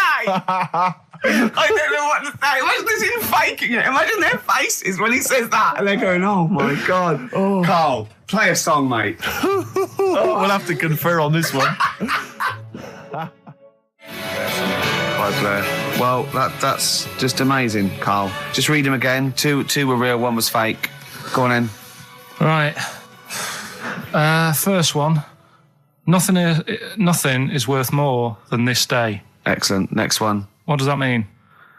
Well, cherish now, cherish your time. Okay. Because you can't get it back, and Yeah. you know That's the way I saw it. Carpe diem, whatever it is, seize the day and all that. Okay. If you want the rainbow, you've got to put up with the rain. Yeah, of course. Yeah, rough with the smooth. You know, it's not all plain sailing, but you know, rainbow's beautiful, but it comes because of the rain, which you might not like. So Yeah. make the most of everything, and yeah. Good. Cat food doesn't smell good, but if you don't put up with it, then the little kitten will die. Right, now, Karl, that is a good effort. Now, that one's yours. I mean, obviously, right? Right. Right, no, but it's a good effort, right? I mean, it slipped seamlessly into the others. Yeah. Don't think it didn't. No, but it's good. I mean, we knew it was that one. But what I will say is, it's good. But what you don't know, maybe subconsciously, is, I mean, it's very similar to the putting up with the rain and the rainbow. But that's good. Why do you think that? Well, What does mine mean? well, even though it smells bad, it's good for something. Right, So see, that's I didn't look at it like that. What do you look at that? I kind of thought... Was yours more specifically about cat food, generally? Because you know, normally it's an analogy. Yeah, or a metaphor for something, much bigger. Well, no, the way I I mean, looked at it- Dolly Parton, who I think did the rainbow rain thing, she wasn't specifically concerned about weather conditions. No. It was a sort of general idea. It's all about life. Yeah. It's Well, that's what I've done. Go on, I've used an everyday thing Yeah. and put it with today's problems, right? Go on. So, like, my girlfriend, she might like to go shopping for clothes. I hate it, Right. but because I love her, I put up with it. Ah, that's nice. Yeah? Yeah. So, you love that little kitten. You can't stand the smell of the stuff you got to feed it. But because you love it, you go, well, I'll put up with this just for a few minutes and then I can, like, squeeze its head later and give it a little... Sorry. Can we go back? Stroke its head and stuff. Oh, right. Yeah. Sorry, it was a bit of a slip, was it? Squeeze its little head. Yeah. Yeah, well, that's just the thing that I do with cats. Put it in a bag and drown it in a lake. I can feed it and then I can throw it against the wall. Exactly. So you didn't see it like that, did you? No, that's very good. So it's about love, is it? It's about putting up with the bad things Yeah. for something you love. Yeah. Well, that's nice. But That's very Karl, good. you seem now to be convinced and rather smug that you've tricked us and that you've fooled us and that we didn't understand it. Well, Well, then- I say that's your fault, not ours. No, it's not, though. I mean, look, that man in Forrest Gump, he was a bit of a nutter. And he came up with the life as a box of chocolates thing. Yeah. Now, if that was in this book, you say, oh, yeah, brilliant, good bit of work. But if he was sat here doing the show with you, Yeah. you'd be taking the mickey out of him. Sometimes I feel he is. No, but Carl, I could. In fact, if people are out there, we're too lazy. Could you write down everything Carl's ever said? Because I think we could publish that. Yeah. He said one today. He saw my salamander. It's not a euphemism. He saw my salamander, and it's just sitting there in the tank. Your exotic pet. Yeah, and he's worried about there not being a lid on. And he said, I went, what are we worried about? He said, wow. He said it sits there for 24 hours a day, obviously planning to get out. Well, it's got nothing else on its mind. And the daft thing is, he has actually got the lid ripped up a little bit. Like, it's got nothing else to think about. And it'll be looking up there, and it's going to get out. But what's the worst that could happen? What's it thinking? What do you think it's thinking, this salamander? It's got its eye on the DVD player. I could have Ian be down the market. Well, Oh, God. are they dangerous? Can I just say something? they dangerous? I think the salamander's thinking exactly the same things as you. I mean, to look at you, you've got the same expression on your face. You know what I mean? You're dressed in green as well. You've got a little round sort of Hamburglar type head, like the salamander. Very similar. And yet I think you bonded with it, didn't you? Yeah, but I probably would have tried to get out, but my little paper round bag would just hang on the corner. Yeah. If you want to send a necklace in for Suzanne, that'd be handy. Oh, yeah. That's what she wants. Is Suzanne listening today? No, she's out. Right, okay, this is the dilemma. Me and Steve, yesterday, were trying to convince Karl that it would be a good idea to buy Suzanne a Christmas present. Okay? Now, why aren't you going to buy her a Christmas present? Explain, Karl, why you don't think you should buy her a Christmas present. No, I've told her I'll get her one, but in the new year. We're going away on holiday and that, so Yeah. there's no point taking stuff away. Yeah. Going to Lanzarote next week. Just get something in the sales after Christmas for the, yeah. Yeah. Right. And me and Steve were trying to explain to Karl that she would love it if you bought her something on Christmas Day. Yeah, but she knows now. But Knows yeah. what? I've told her. So No, she's well, I'm getting going out. to tell you. Do you know, right, this, dear listener, this was Karl's worry. I said, I bet she's got you something. And Karl was worried in case he got her something and she hadn't got him something. Yeah, he'd be livid. He didn't want to be down. He didn't want to be a present down. Yeah. Look at his face. So buy her a nice necklace. Don't spend, just spend £100, just a little token. We're going away. We're going taking her away on holiday. You're not taking her away, are you? What, you're paying for it, are you? Yeah. Are you really? Well, half and half and that. Right. So you're paying for you to go on holiday? That's good of you. So the gift is your company, really? She's done all right. She's done all right. Why do you talk like you're 60 years old? And you've been working down the mines? I don't know, she's done all right. Do you go over to her and say, Suzanne, you're bloody lucky? I mean... You've fallen on your feet. To Look be who fair, you've Rick, got. What? I'm not sure she has done all right. I don't want to be critical, but... Oh, dear. So what are you going to get in the sales? What are you going to get her? Yeah, it depends. I'm thinking, I mean, I'll give her the choice. You can have Kingsley and old Bob Marley. Right, I'll let her decide there. Oh, dear. I can't wait to see you. Where are you going, Lanzarote? Yeah. Where's that? Don't know, Suzanne sorted it out. I said, Lanzarote, I said, is that Africa or is it Spain or Portugal? Just thought you don't know. I went, what do you mean don't know? I goes, well, what's the currency? I went, don't know. I said, Suzanne booked this one, did she? Yeah. I thought, where is it? Is Lanzarote African or Foreign. Somewhere foreign. I was looking last night, and doesn't look that good. There was like one of the highlights of the things it says you've got to do is go and have. Apparently, they've got restaurants in caves, and that's like one of the things they say you must do. So, if that's a highlight, do you know what I mean? Right. So I'll do that. Go and see what that's like. Yeah. When you're on the beach, Karl, do you wear the very, very tight Speedos? No. Do you walk What do around you with wear? them? Sort of longish shorts, Yeah. t-shirt on, probably with a sort of a light shirt on top of that. Right, sure. So quite wrapped up then. Covered up. Do you wear a hat? Because obviously the bald head, there's risk of sunburn. No, I just put a bit of lotion on it. Lotion on there. Yeah. Just have a bit of a wander down the beach, have a look. Yeah. See if there's any old blokes with their tackle out and a backpack. A lot to look forward to, so Yeah. there you go. Yeah. Well, we're looking forward to finding out how you get on. Yeah, I'll let you And know. Interested to know what she gives you on Christmas Day. Probably get More anything. scintillating chat after this next song. Right, bit of placebo, Yeah, love it. special needs. Placebo, special needs on XFM 104.9. Email in where Lanzarote is. I don't know if it's Italy or Spain or Europe or maybe Africa. You know, these are the sort of things, these are the reasons I come into it, to at least learn something, innit, Karl? We've stopped educating Ricky, so I've stopped learning, you know. Apparently Lanzarote is one of the Canary Islands. Oh, is it? Although we've also been told it's part of Spain. Right. I don't know yeah. who to believe. I don't know who to believe either. That puts me back, because I knew it was either one of them. Yeah. Yeah, I just, What about it? Pilot knows, doesn't he? Pilot knows where he's going. I thought so, yeah. Doesn't matter then. Right, we're playing Jayhawks. Let's play it. Love it. Got bored with that conversation, did you? Long and winding road. I love that, but I don't like the way McCartney sings here. There's just one, he goes, you leave me waiting here. Well, he's always got that slightly affected. But it sounds style, like doesn't it? Richard Burton or something, here. Yeah. But it's only one that does it, but I don't know why. I just think he likes it or wants to go back and change it. Maybe it's like... But having said that, you know, I'm not taking away from the Beatles, one of the best bands ever. Well, yeah, good luck to Brilliant songwriters. Oh, really well. Yeah. We've had a lot of emails, Karl. I don't want to sort of put a dampener on your Christmas, but a lot of people have been slagging off Lanzarote.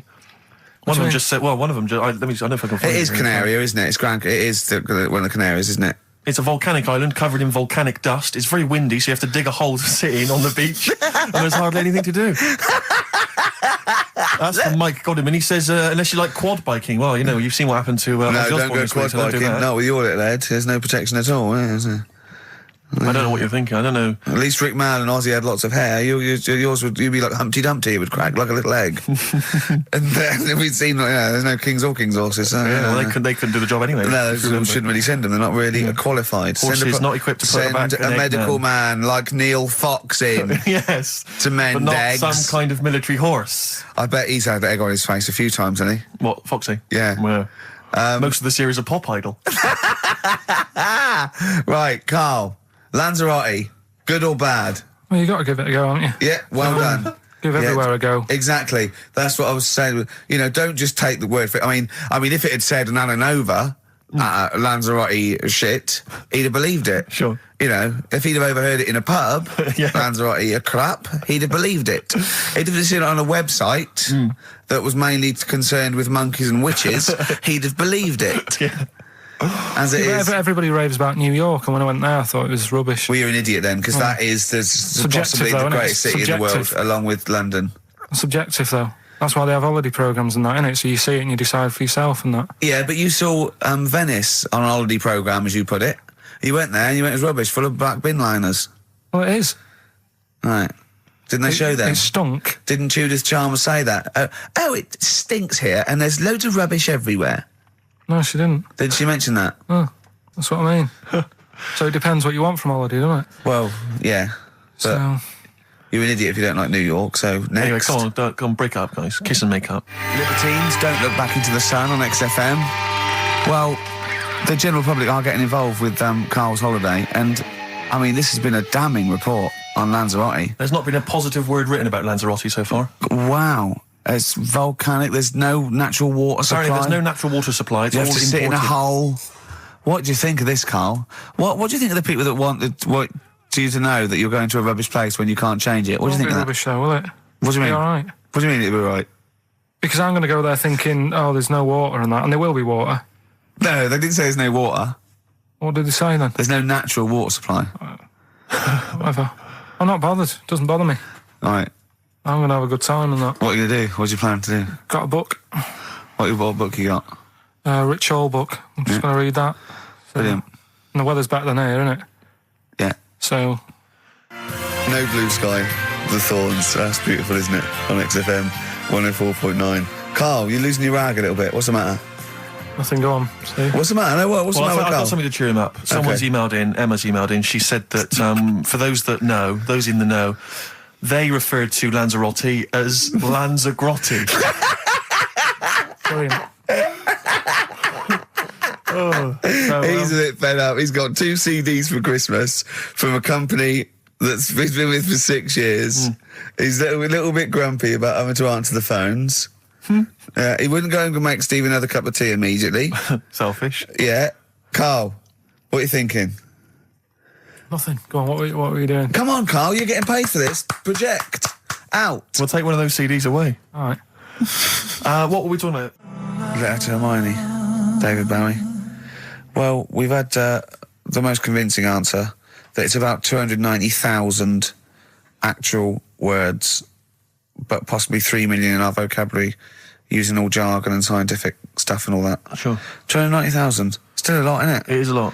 We know so little, don't we? Apparently the average person has about 20,000 words in their is it? vocabulary Right. and uses maybe 2,000 a week. Really? Yeah.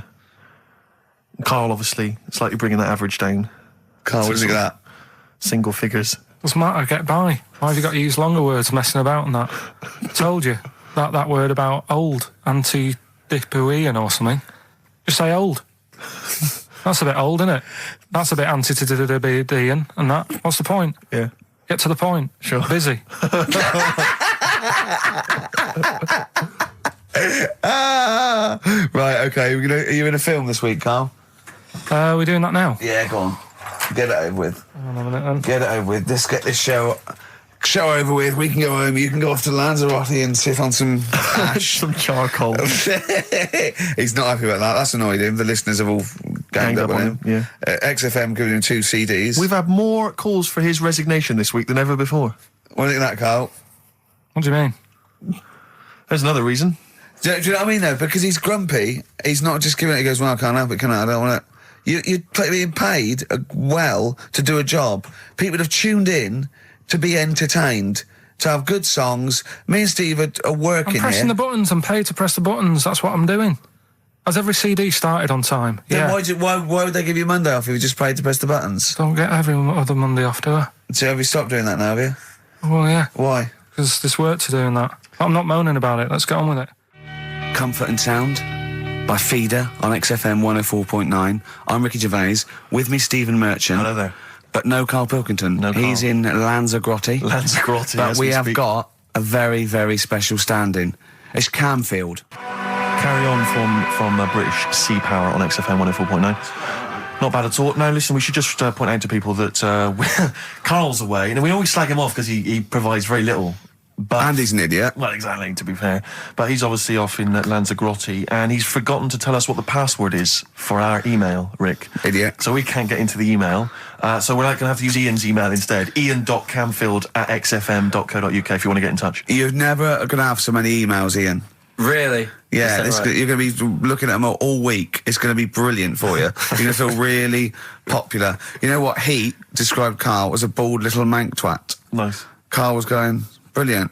Is that allowed? Is that all right? Yeah. Bless him. Bald little mank twat is back on the 3rd, isn't he? Well, if there's one thing that magazine's What good was at, he it's suggesting? You accuracy. can't be regionalist. What? Was he suggesting you can't be regionalist? Was that allowed? No, I just think it's a familiarity of, it's just because we call him a bald little mank twat, that a national magazine can say that. Oh, bless his little round head. Wonder what he's doing now. He's sitting in the ash, reading his, reading his Rich Hall book. Yeah, he spent a week when he went to, where was it, St. Lucia? He spent a week, right, throwing sand at crabs. Yeah. I don't think they've even got crabs, have they, over there? No, I don't know nothing. what he's going to do. What is he going to do? Suzanne, what is she going to do? He's going to be whinging. But it's sort of like, Karl must be like, you must like sit him in front of a video while you go and make the dinner or something. Yeah. It must be a nightmare taking a pet. She got a little harness for him. To be fair, though, Rick, I mean, I can't imagine you're much better on holiday. I've always wondered what that must be like. Because you always need an audience. You've always got to have someone around that you can perform for, drop your trousers for. Annoy, just generally sing and dance about. And Jane's seen it all. She's bored of you. So what, do you just do this to other people on the beach? Holidaymakers, it is me. You can't believe your luck, Ricky Gervais. What, do you want to be the annoyed? dance? Do you want me to annoy you? Yeah, exactly. I can annoy you for 5 minutes. Yeah, Because then I'll get bored Exactly. myself. I'll tell you what, I want some ads, and after that, the fairy tale in New York. Oh. Well, have a lovely Christmas. Have a bloody great Christmas, Have mate. a bloody great Christmas. It's the best of next week. Yep. The best of the last few weeks Yeah. with some tat, you know. Karl's put together. We're Look back in forward to that. January. We're playing some of our favourite songs of the year. I'm looking forward to seeing Pilker's tan and Pilker's pictures back, from his holiday. covered in ash from the beach. Yeah. And we're back on the 3rd. I believe. But Ian, do you want to introduce one? This is Ian's choice for the day. Yeah. We'll see you next week in spirit, and then we're back on the 3rd with Pilkers. Over to you, Kampf. Enough of Jonah Louis. This is Paul Di'Anno, ex of Iron Maiden, doing Santa Claus is Coming to Town. Kings of Leon, California Waiting. Steve, the public have been waiting for us to return. Well, that's true enough. All right? Yeah. They had the best of Oh, I bet last that week. was a joy. They had Camfield and us without Karl the week before. But it's been a while since we've all been together. I'm Ricky Gervais, with me is Steve Merchant, and over there, with his little sunburnedy, baldy head, little Karl Pilkington. Hey. All right? Yeah. That wasn't Steve slapping me head then, by the way. No, that was just him clapping, like Steve Wright in the afternoon. It's a great show. Because he's so, it is a good show. Yeah. He's so pleased that we're a posse. Yeah. And we're all back together. 3 holidays Karl's had last year. Yeah. I'd love to have 3 holidays. You've got to start putting the work I in had there. 2 holidays No, then. you had 3 holidays. You went away with Suzanne and her parents. Yeah, well, that doesn't count. It does count. If you book 2 weeks off the firm and you go away and you go, how was your holiday go? Well, I didn't really count. It wasn't a really good holiday. Can I have them days back, please? My New Year's resolution is to be nicer to you, but Well talk done, you've sense. already broken that. No, but talk sense. Talk sense. You've had 3 holidays this year. And I'm just saying, you're in your 30s now, and 30s is when you should be really putting the work in. That's true enough. To reap the benefits in your 40s, 50s, 60s, 70s, 80s, 90s, and 100. Karl, what's your New Year resolution? What about think before you speak? It's worth. I mean, See, I'm consider it. allowed to laugh. I'm allowed to laugh at things other people say, Karl. That one, that is a good suggestion. How was your holiday, Karl? It was all right. Right, brilliant. But that I don't see on the ratio of good to bad in Karl's mind. That might be amazing because we never It might hear be him amazing, singing the mightn't praises it? of anything. I'll tell you what, can we have, a cracking little tune and then come back and hear about Karl's holiday? I'd love to do that, Let's Rick. keep it tight.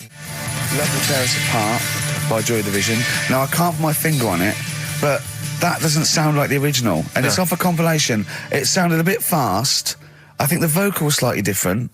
If anyone can, put me out of misery, I think it might be in a session of the time or something. Karl, is it a New Year resolution for you? Another one. Maybe when we ask you to get a song, get the original single version. I could be and wrong, not some but- obscure but- session. Yeah, it does seem different, doesn't it? Very odd. Yeah. Yeah. Maybe we just remember it wrongly. But anyway, that's XFM for you. 104.9, I'm Ricky Gervais with me, Steve Merchant. Karl Pilkington. Karl, you went to Lanzarote. Yeah. People said don't go to Lanzarote. They told you it was Lanzarote. They told you, were they right or wrong? They were right, yeah. Really? Yeah, it's a bit ropey, yeah. Is it? Why? Just, out there. If it wasn't for the volcano they had, it'd been knackered. That's their big draw, is it? That's it, basically. That's all they've got going for them. When you landed, was it really hot? Initially, were you quite excited? You were thinking, this is okay? It was warm. It was, we can't complain about the weather. The weather was all right. Sure.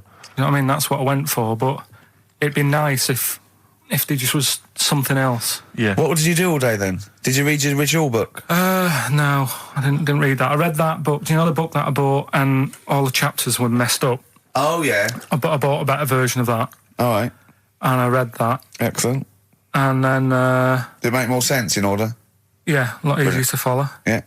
And then we went and had a look at the volcanoes and that. They've got 36 of them to look at. How many did you look at before you realised that pretty much, you've seen one volcano, you've seen them all? Probably about 6 or 7. Really? Yeah. And then when you got to the 8th, you thought, now I know what this is going to be, Suzanne. This is going to be like a mountain with a hole in the top. Yeah. Really? But it happened years ago as well. It's like, just keep a couple, fill the rest in, tidy it up. Fill the rest in! Yeah, no, Well, getting some builders. No, seriously though. Okay, 4 million tons of concrete, please. They're an absolute death trap. Yeah, what do you mean fill them in? Do you know what a volcano is? It's just a hole, isn't it? That's happened. Well, it's more than the hole. It's more a portal to the magma in the centre of the earth. Back in 1730 it happened, and they still haven't sorted it out. Well, when you say it happened, volcanoes were made a lot longer ago than 1730. No, but the one that did Lanzarote in. Right. Sort it out. What would you suggest? Well, How tidy can they up. fill it in? It's joined. It's all joined. No, but what I'm And saying is, the big plates of the earth are all joined. It All was the a disaster, magma's wasn't it? joined. With the trade centre thing, that happened. They cleaned it up, sorted it out, they've moved on. That's what I'm saying. Whereas Lanzarote have just gone, leave it. It happened back in 1730. You misunderstand me. How, in the name of God, can you fill in a volcano? You ignorant twit. No, but it's not just the holes. They've actually left the lava everywhere. That's what I mean. It's not just the big holes. There's lava everywhere. But it's molten rock. They can't just pick it up like they're like a carpet. Put it in the holes. The holes are there ready. Just push it all in. That's what I'm saying. What exactly is there then? Is it just a kind of moon-like kind of surround with just kind of dust and rock? That's exactly what you see. I was there when the Mars thing went wrong. Yeah. I would have just sent a camera crew there, filmed a bit of that, right, and say, here we are, this is it. Yeah. Ignore the little coffee shop in the background, right? This is Mars, because that's what it's like, just loads of dust, holes everywhere.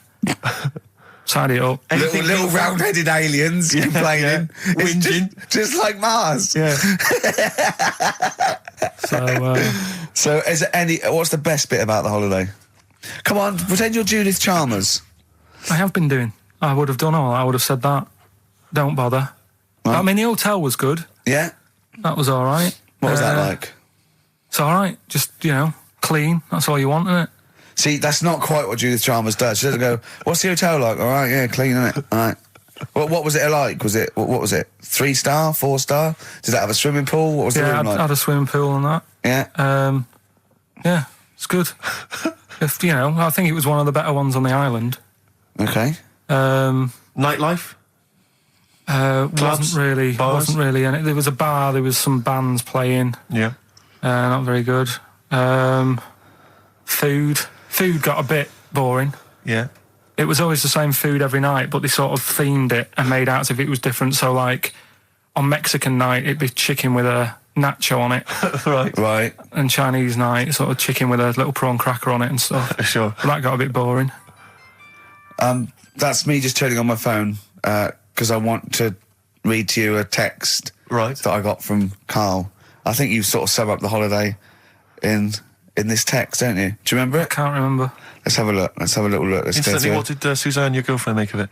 Similar view to you? That they should fill in the holes? Yeah, it's just that thing. You see, I went on a coach trip, right? And you go and see the volcanoes. Like I say, there's 36 of them. Yeah. Which, how many do you need? And when we're on the coach going round all these volcanoes, the fella on the front's going and look out your left window at the moment, and there's a volcano. And if you quickly look out of the right-hand side there's another one. Right. And on the left, he's just like, all right, we've seen it. Sure. Do you know what I mean? Yeah.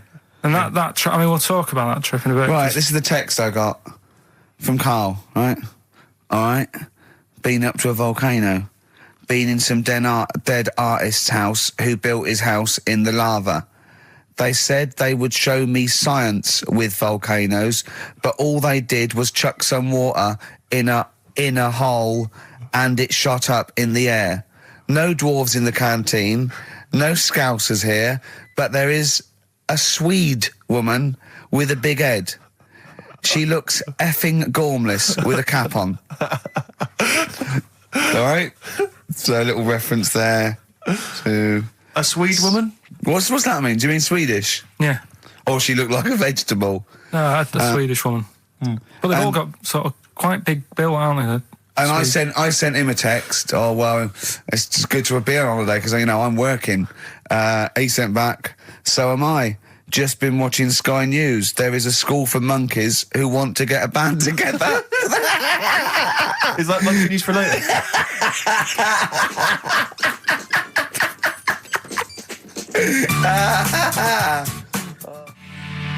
Oh My Corazon by Tim Burgess. I can't get enough of that. I love that chorus. On XFM 104.9. Ricky Gervais, Steve Merchant and little Karl Pilkington. But it was a nice holiday. Yeah, it's all right. It's just, you know, I went there to relax and that. Exactly. Did a little bit of that. Trying to think of some new, you know, features and stuff. Sure, always working. 3 holidays a year, Jesus. Oh, well, not really 3 or 2. It's all holidays, really. one big sort of like work thing to me and Steve. 2 holidays, isn't it? Work hard, you need the holidays. So, yeah, the things that annoyed me was like, you get bored sat around the pool after a couple of days. I'd read my book. Yeah. You know, there wasn't much going on the Not even any complex. crabs to throw sand at, was there? No crabs or anything. They wouldn't bother with Lanzarote, right? So decided to go on a little trip. That's when I saw the volcanoes and that, 36 of them. So we go on the trip, and the thing that annoys me, it does happen every holiday that you go on. If you go on a sort of a package thing, they have these trips, right? And you pay about 40 odd quid, and they give you some wine, so it make it feel like you're getting your money's worth. But how many of these trips have you been on then? Loads. Probably about 12. More holidays than I've had. Go on. Yeah, So go anyway, on. so you're on the coach, right? And they take you for the volcanoes. They took us in the middle of nowhere. Yeah. Right. There's nothing else round there. Sure. It's like I say, it's like Mars, but with holes in the ground. Yeah. Right. And they sort of drop you off, and they go, right, everybody, see you back here in an hour. There's loads of volcanoes for you to look at, and a coffee shop over there. And you know for a fact, right, you don't need an hour there. You could just say, well, just keep the engine running because I'll have a look in this hole, we'll get back on, give us 5 minutes. Don't need an hour. Absolutely. But you know that they've got something going It's a with it. backhander, definitely. What, with the coffee shop? Definitely, yeah. They go there and they get everyone to have an ice cream and a coffee, and they sit down, have a fag, talking to the bloke. Yeah, and it's like, cousin. Yeah. How much was the coffee?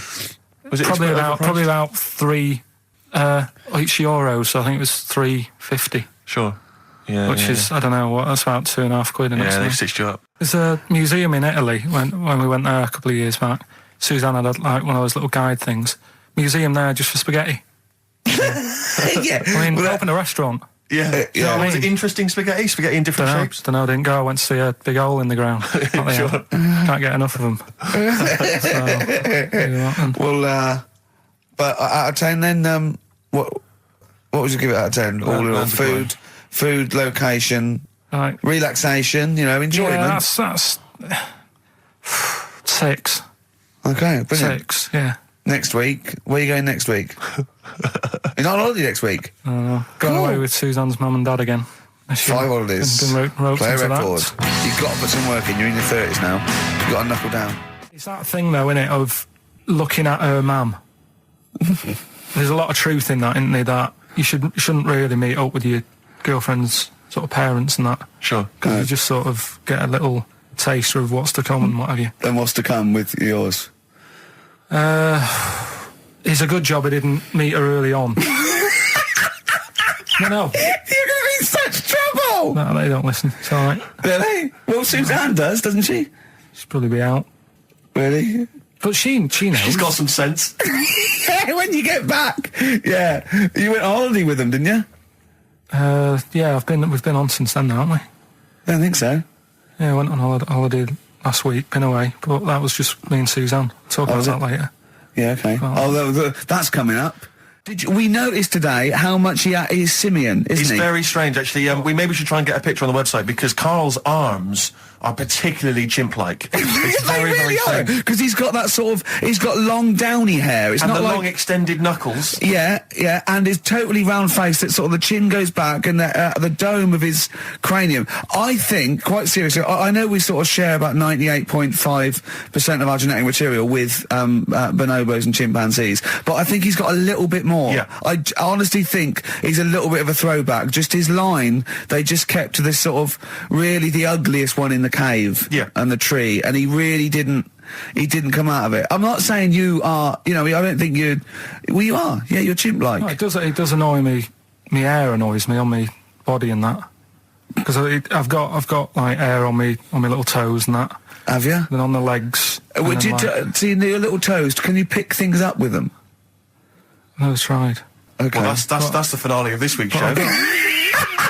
We're going to see if he can play a record and put the fader up From a tyre, while swinging in a tyre. Just using his hairy toes. Yeah. I've sort of got hair all the way, but then it just runs out where it should be. On the top of your head. Top of my head. It's And just- is this part of the reason why you're always uncomfortable about, being nude or around naked people? Is that partly the reason, do you think, because you look so grotesque? Well, when I'm on holiday, I don't really like wandering about without a top on unless, like, it's a quiet beach or whatever. Sure. So what would you normally wear? Need. Shirt I just and have tie? like a nice sort of light, summery, sort of linen shirt, maybe, just a few top buttons open. Yeah. But I don't like the naked body. Isn't that nice anyway, is it? You know what I mean? Whatever it is, if you're a cat and you're shaved, you don't look that nice. You know what I mean? But with I think you'll find a cat is naked even with its fur on. Cats don't wear clothes. No, but what I mean is a bald cat isn't that good. You know, it does me head in that I'm bald. I'm not. I wish if I could have hair, it would be nice. But that's life. Would you isn't it? prefer animals to wear clothes like Mickey Mouse does? Or Goofy? You know that I don't like nudist and all that. We'd love to. You can ask him all the other questions because Karl, as I said last week, he doesn't feel his own testicles because he doesn't like the feel. Yeah. So I'd like a doctor to explain to him how necessary that is. And this is truthful as well. I've got very slight pain around the genital area at the moment, and I think it might be some kind of groin strain, but I'm a little bit anxious, not entirely sure Yeah, what it is. you've been with me twice when I've gone along to get them checked. Yeah. And I go, oh, what's that? Yeah. It's terrible. I mean, but it's usually I think you're in a pretty low risk, aren't you? I'd hope so. You're coming out of the 20s. I think testicular sort of. I shouldn't be doing this. I'm not qualified. They told all they said was to me sort of like it's 20s and 50s. Mine- So we're in. Mine sort of felt like they dropped a bit the other week when I was on holiday. I don't know if that's like when you're relaxing or I was wearing shorts a lot. How far? If it's 2 foot, it's too far. I was having problems walking. What do you mean? No, Why? it was just a bit I had shorts on all day. I'm happy and walking about on the beach and what have you. And then at the night when I put some long trousers on, I was sort of walking like a rickets. They probably like stretch a little bit. Sometimes, I told you when I was about 18, I was scared. I went to the doctor. I felt a pain, right? And because I was doing biology, I thought I'd show off this doctor. I said, I've got a pain. I think it feels like it starts in the epididymis and goes up through the urethra either. And he went, Finger up the arse. he said, your jeans are too tight. They're squashing your balls. So we want a doctor like that. So what's the phone number again? It's 0871 222 1049. A qualified What do you doctor. mean your balls dropped though? We've got to come back to this. I don't know, they just felt like it's not too bad at the moment. I was all right on the way in, but it was just, I feel twinges all the time, but you never know whether it's just because they're no, in. but they felt like they weren't my own. Do you know what I mean? They sort of felt a bit like these are. There wasn't a ragged. bloke standing really close to you, was there? And You did get them mixed up, did you, on the way back? On the flight back? Someone else has got them. Take a leaf out of nudist books. They just walk round. They've got nothing on it. it. About nudists. Why? Well, let's play this ad break and that. And Have you had another encounter? if we've got time, I'll tell you about it. Have you really? Oh. XFM. Now, Karl, you haven't told us about your holiday yet. You were meant to do it last week and you didn't. You started on this, but we didn't have time because we had to do monkey news about a monkey who was a director who cared about lighting and stuff. Is there more monkey news this week? Is it as... okay. Is it real monkey news? Did it happen, or is it mostly embellishment in your round little head? It's proper stuff. Yeah. Okay. Good. So holiday. Where did you go on holiday? Sardinia. Good. Yeah, it's all right. Yeah. Nice food and that. It's important, isn't it? Yeah. And nice beaches and what have you. Excellent. Always like a nice long beach to walk down. Yeah. But so we're having a nice walk, right? You know how nudists do me head in. Sure. Right. Not a problem though, is it? It's not like being scared of spiders where they might jump out under the kitchen sink at you. You know what I mean? It's not a big problem having your head done in by nudists. Yeah, but it just annoys me. It sort of ruins the day a little bit because it makes me feel uncomfortable. Right. Take your clothes off if you feel uncomfortable. It's much more relaxing. Yeah, but well, anyway, right. So I'm walking along the beach, right? Lovely long beach, what have you? You know, watching the sea, picking up shells and that. And what are you wearing? What's your natural beach club? When he says picking up shells, I imagine he's on all fours going, Yeah. like that. You know what I mean? Looking at things, just like washing his nuts in the sea to get them tasty. Yeah, going into the sea and then kind of shaking himself and all the water flows off. Yeah. I've just got flip-flops on, pair of shorts, and like a little light shirt. Sure. Mm. So anyway, walking along, and Suzanne goes, "Oh look," right? And there's this woman, German, I think, coming out of the. How can you tell she was German? Underarm hair. I'll get to it. Forget Okay. the underarm hair. She came out. It looked like she was smuggling seaweed. I'm going to burst! Oh, God! And the funny thing is, right, she... Smuggling seaweed! Oh, God! She was a bit hairy down there, was she?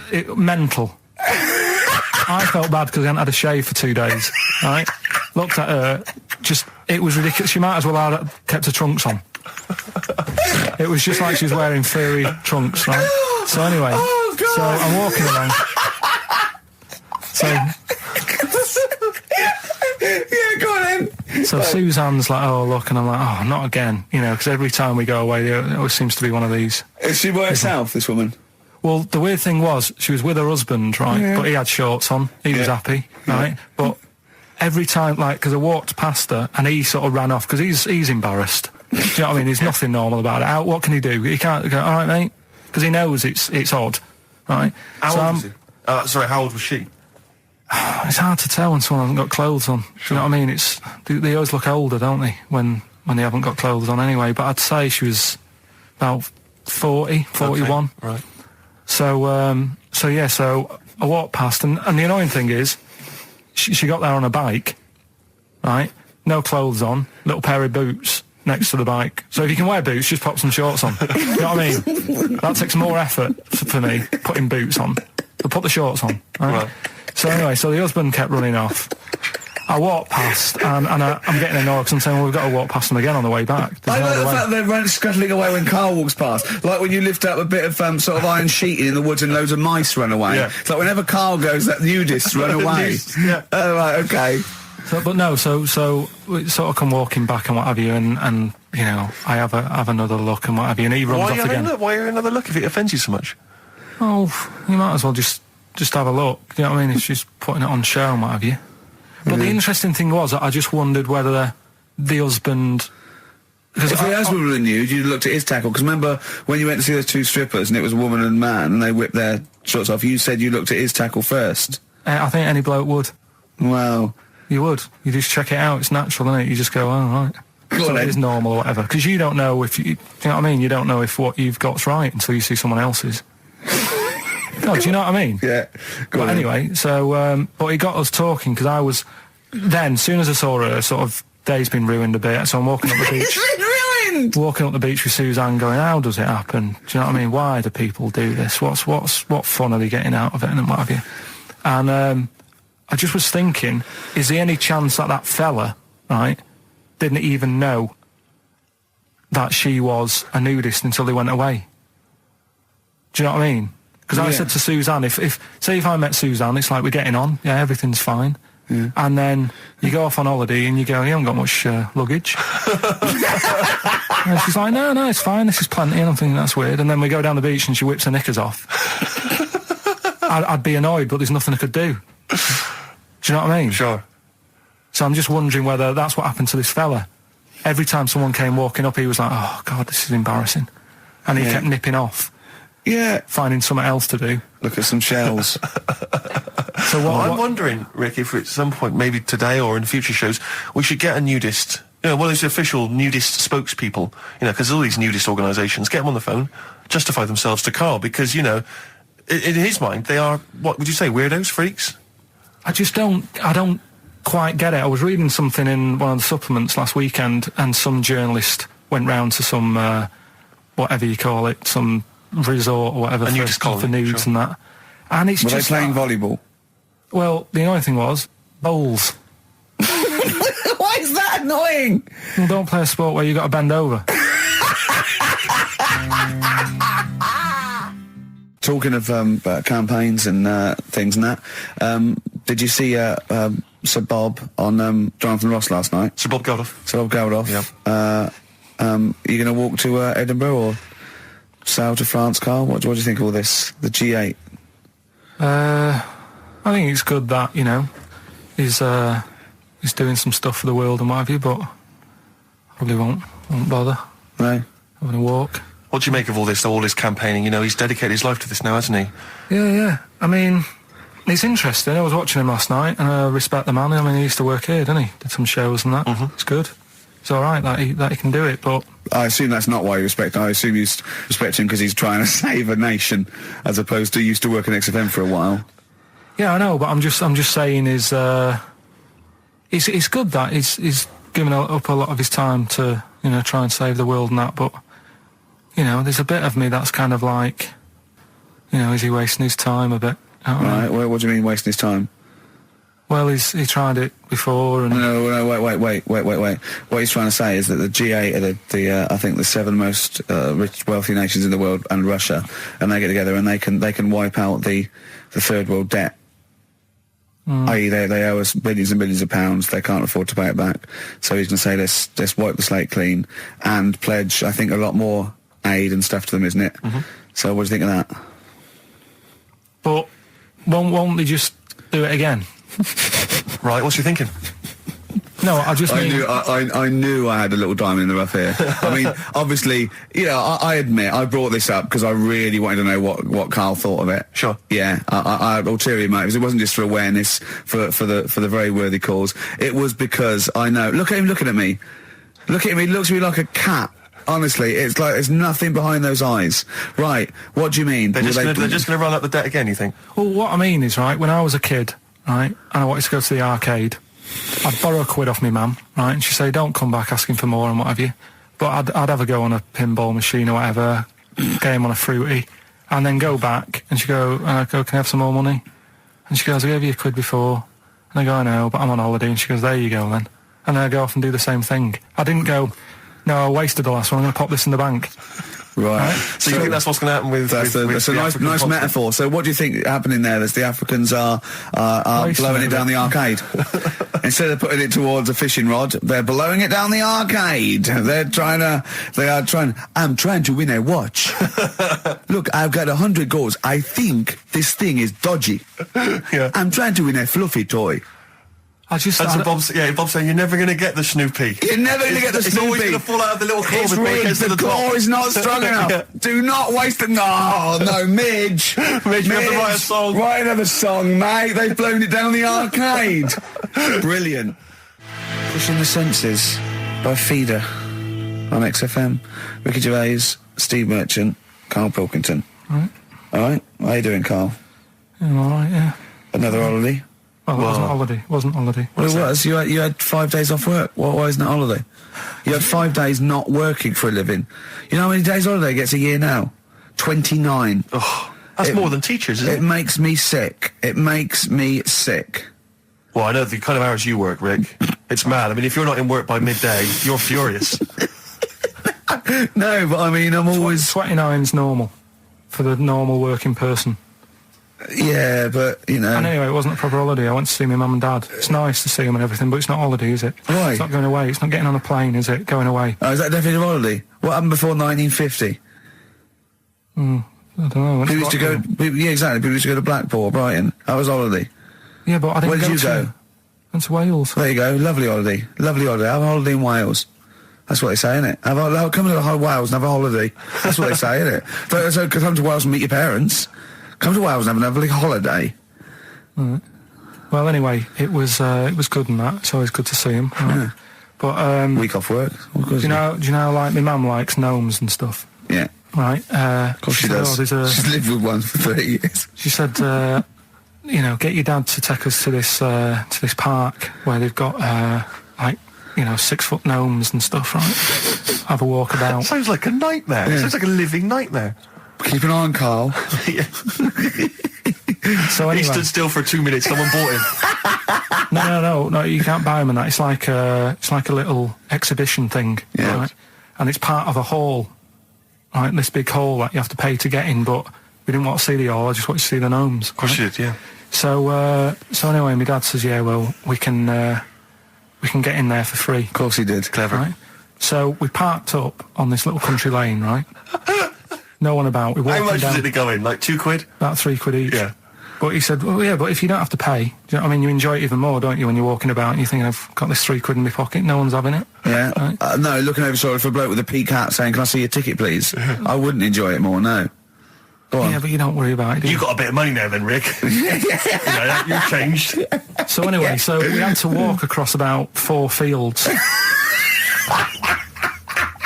For £3? Right? And what happened was, we're walking through all these fields and what have you, big grass and muddy bits and all that, 'cause it'd been raining, and climbing over fences and stuff. And we're in this field, right? And I look to my right, and there's about 30 cows all staring at us, right? And Suzanne started to panic a bit. She said, we shouldn't be here. Dad says, of course we can. We're allowed to go wherever we want. You know, all this land, it's ramblers' rights and all that stuff. Yeah. And take a cow if you want. So, unattended. So Serves him right for leaving him in the field unattended. I'm having one. Yeah. And keep us fed for a week. across. Anyway, these cows start surrounding us. Surrounding us. Oh, brilliant. Oh, no. Face off. And Suzanne's panicking, going, this isn't right. We're not going to make it to the fence in time. They're moving faster than us, and they started sort of running a bit. Wow. And It's like Dad some was kind of like, bovine West Side Story. don't A gang of cows coming at you. don't worry about it and stuff. But my dad had to sort of stand there and like wave a stick at him. Of course. And we got away, but Suzanne was like having a bit of a sweat You on, got away. saying, we could have got killed. Sure. And my dad saying, no, it never happens. And I just wondered if it does, if there's a risk of... Yeah, it is rare, but there's been a couple of cases of being trampled by cows. They're not aggressive. They sort of run through you. Well, they're aggressive if they've got a calf. They don't have kids. What? You had kids with them. Kids, yeah. That's a goat you're thinking of. Yeah. Maybe they were trying to sneak into the gnome thing, and they were worried that, like, if too many people did it, and they thought some cows, we can just sneak in. They where were cows, trying, yeah. No one's expecting cows. And the cows but were some going, humans. walk upright like you're a human. Don't walk upright. They thought you'd blow their cover. Yeah. Yeah, people have been killed by cows before. Yeah, that was like the highlight. And then... So when you arrived there, you were presumably covered in mud, looking like something that had just come from Glastonbury, staggering around this exhibition. It wasn't that bad. It was just like a woods, and it had like a funny sort of funeral, like a graveyard thing. Right. With bodies sort of hanging out the ground and that. And we had What? these 6-foot gnomes. Right. And then we just set off again, walked back. But we didn't Sure have to this go wasn't a to the field. dream? No, it was good. But then I got back, right, Steve, and called up Ricky. I said, right, are you about? Have a chat and that. So he said, I'll just come round. It's a nice day. Have a drink and what have you. So I got round there at about 6:30, right? Go up to his door, knock on his door, right? He stood there with his tackle out. Oh. Yeah, what did you make of that? What was wrong with that? What do you mean, what's wrong with that? Why were you looking at it? Why were you looking at it? I tried not to look at it. But again, you're always sort of attracted to it, aren't you? Kind of like... I've never been attracted to another man's tackle. I don't know what you mean. you can't help but have a little sly look. Especially when it's there. When you ring the bell, and I mean the one on the door, right? And that's hanging out. And does he dress to the left or the right? It was to the left, right? Yeah, it was left, yeah. Just popped it out of my shorts for him. Just popped him out of the shorts. Should have seen the state of him. Shorts on, no top, cigar. Looked like someone out of The Sopranos. It was a mess. Yeah. And then, we sat on the balcony drinking wine, didn't we? Did you pop it back in, or was it still... Yeah, I popped it straight back in. I got the laugh. Sure. I got the laugh I wanted. Yeah. He walked in, he went, it's not that hot. Straight away, it's not that hot. Oh, brilliant. then, was that knob news, or is there more?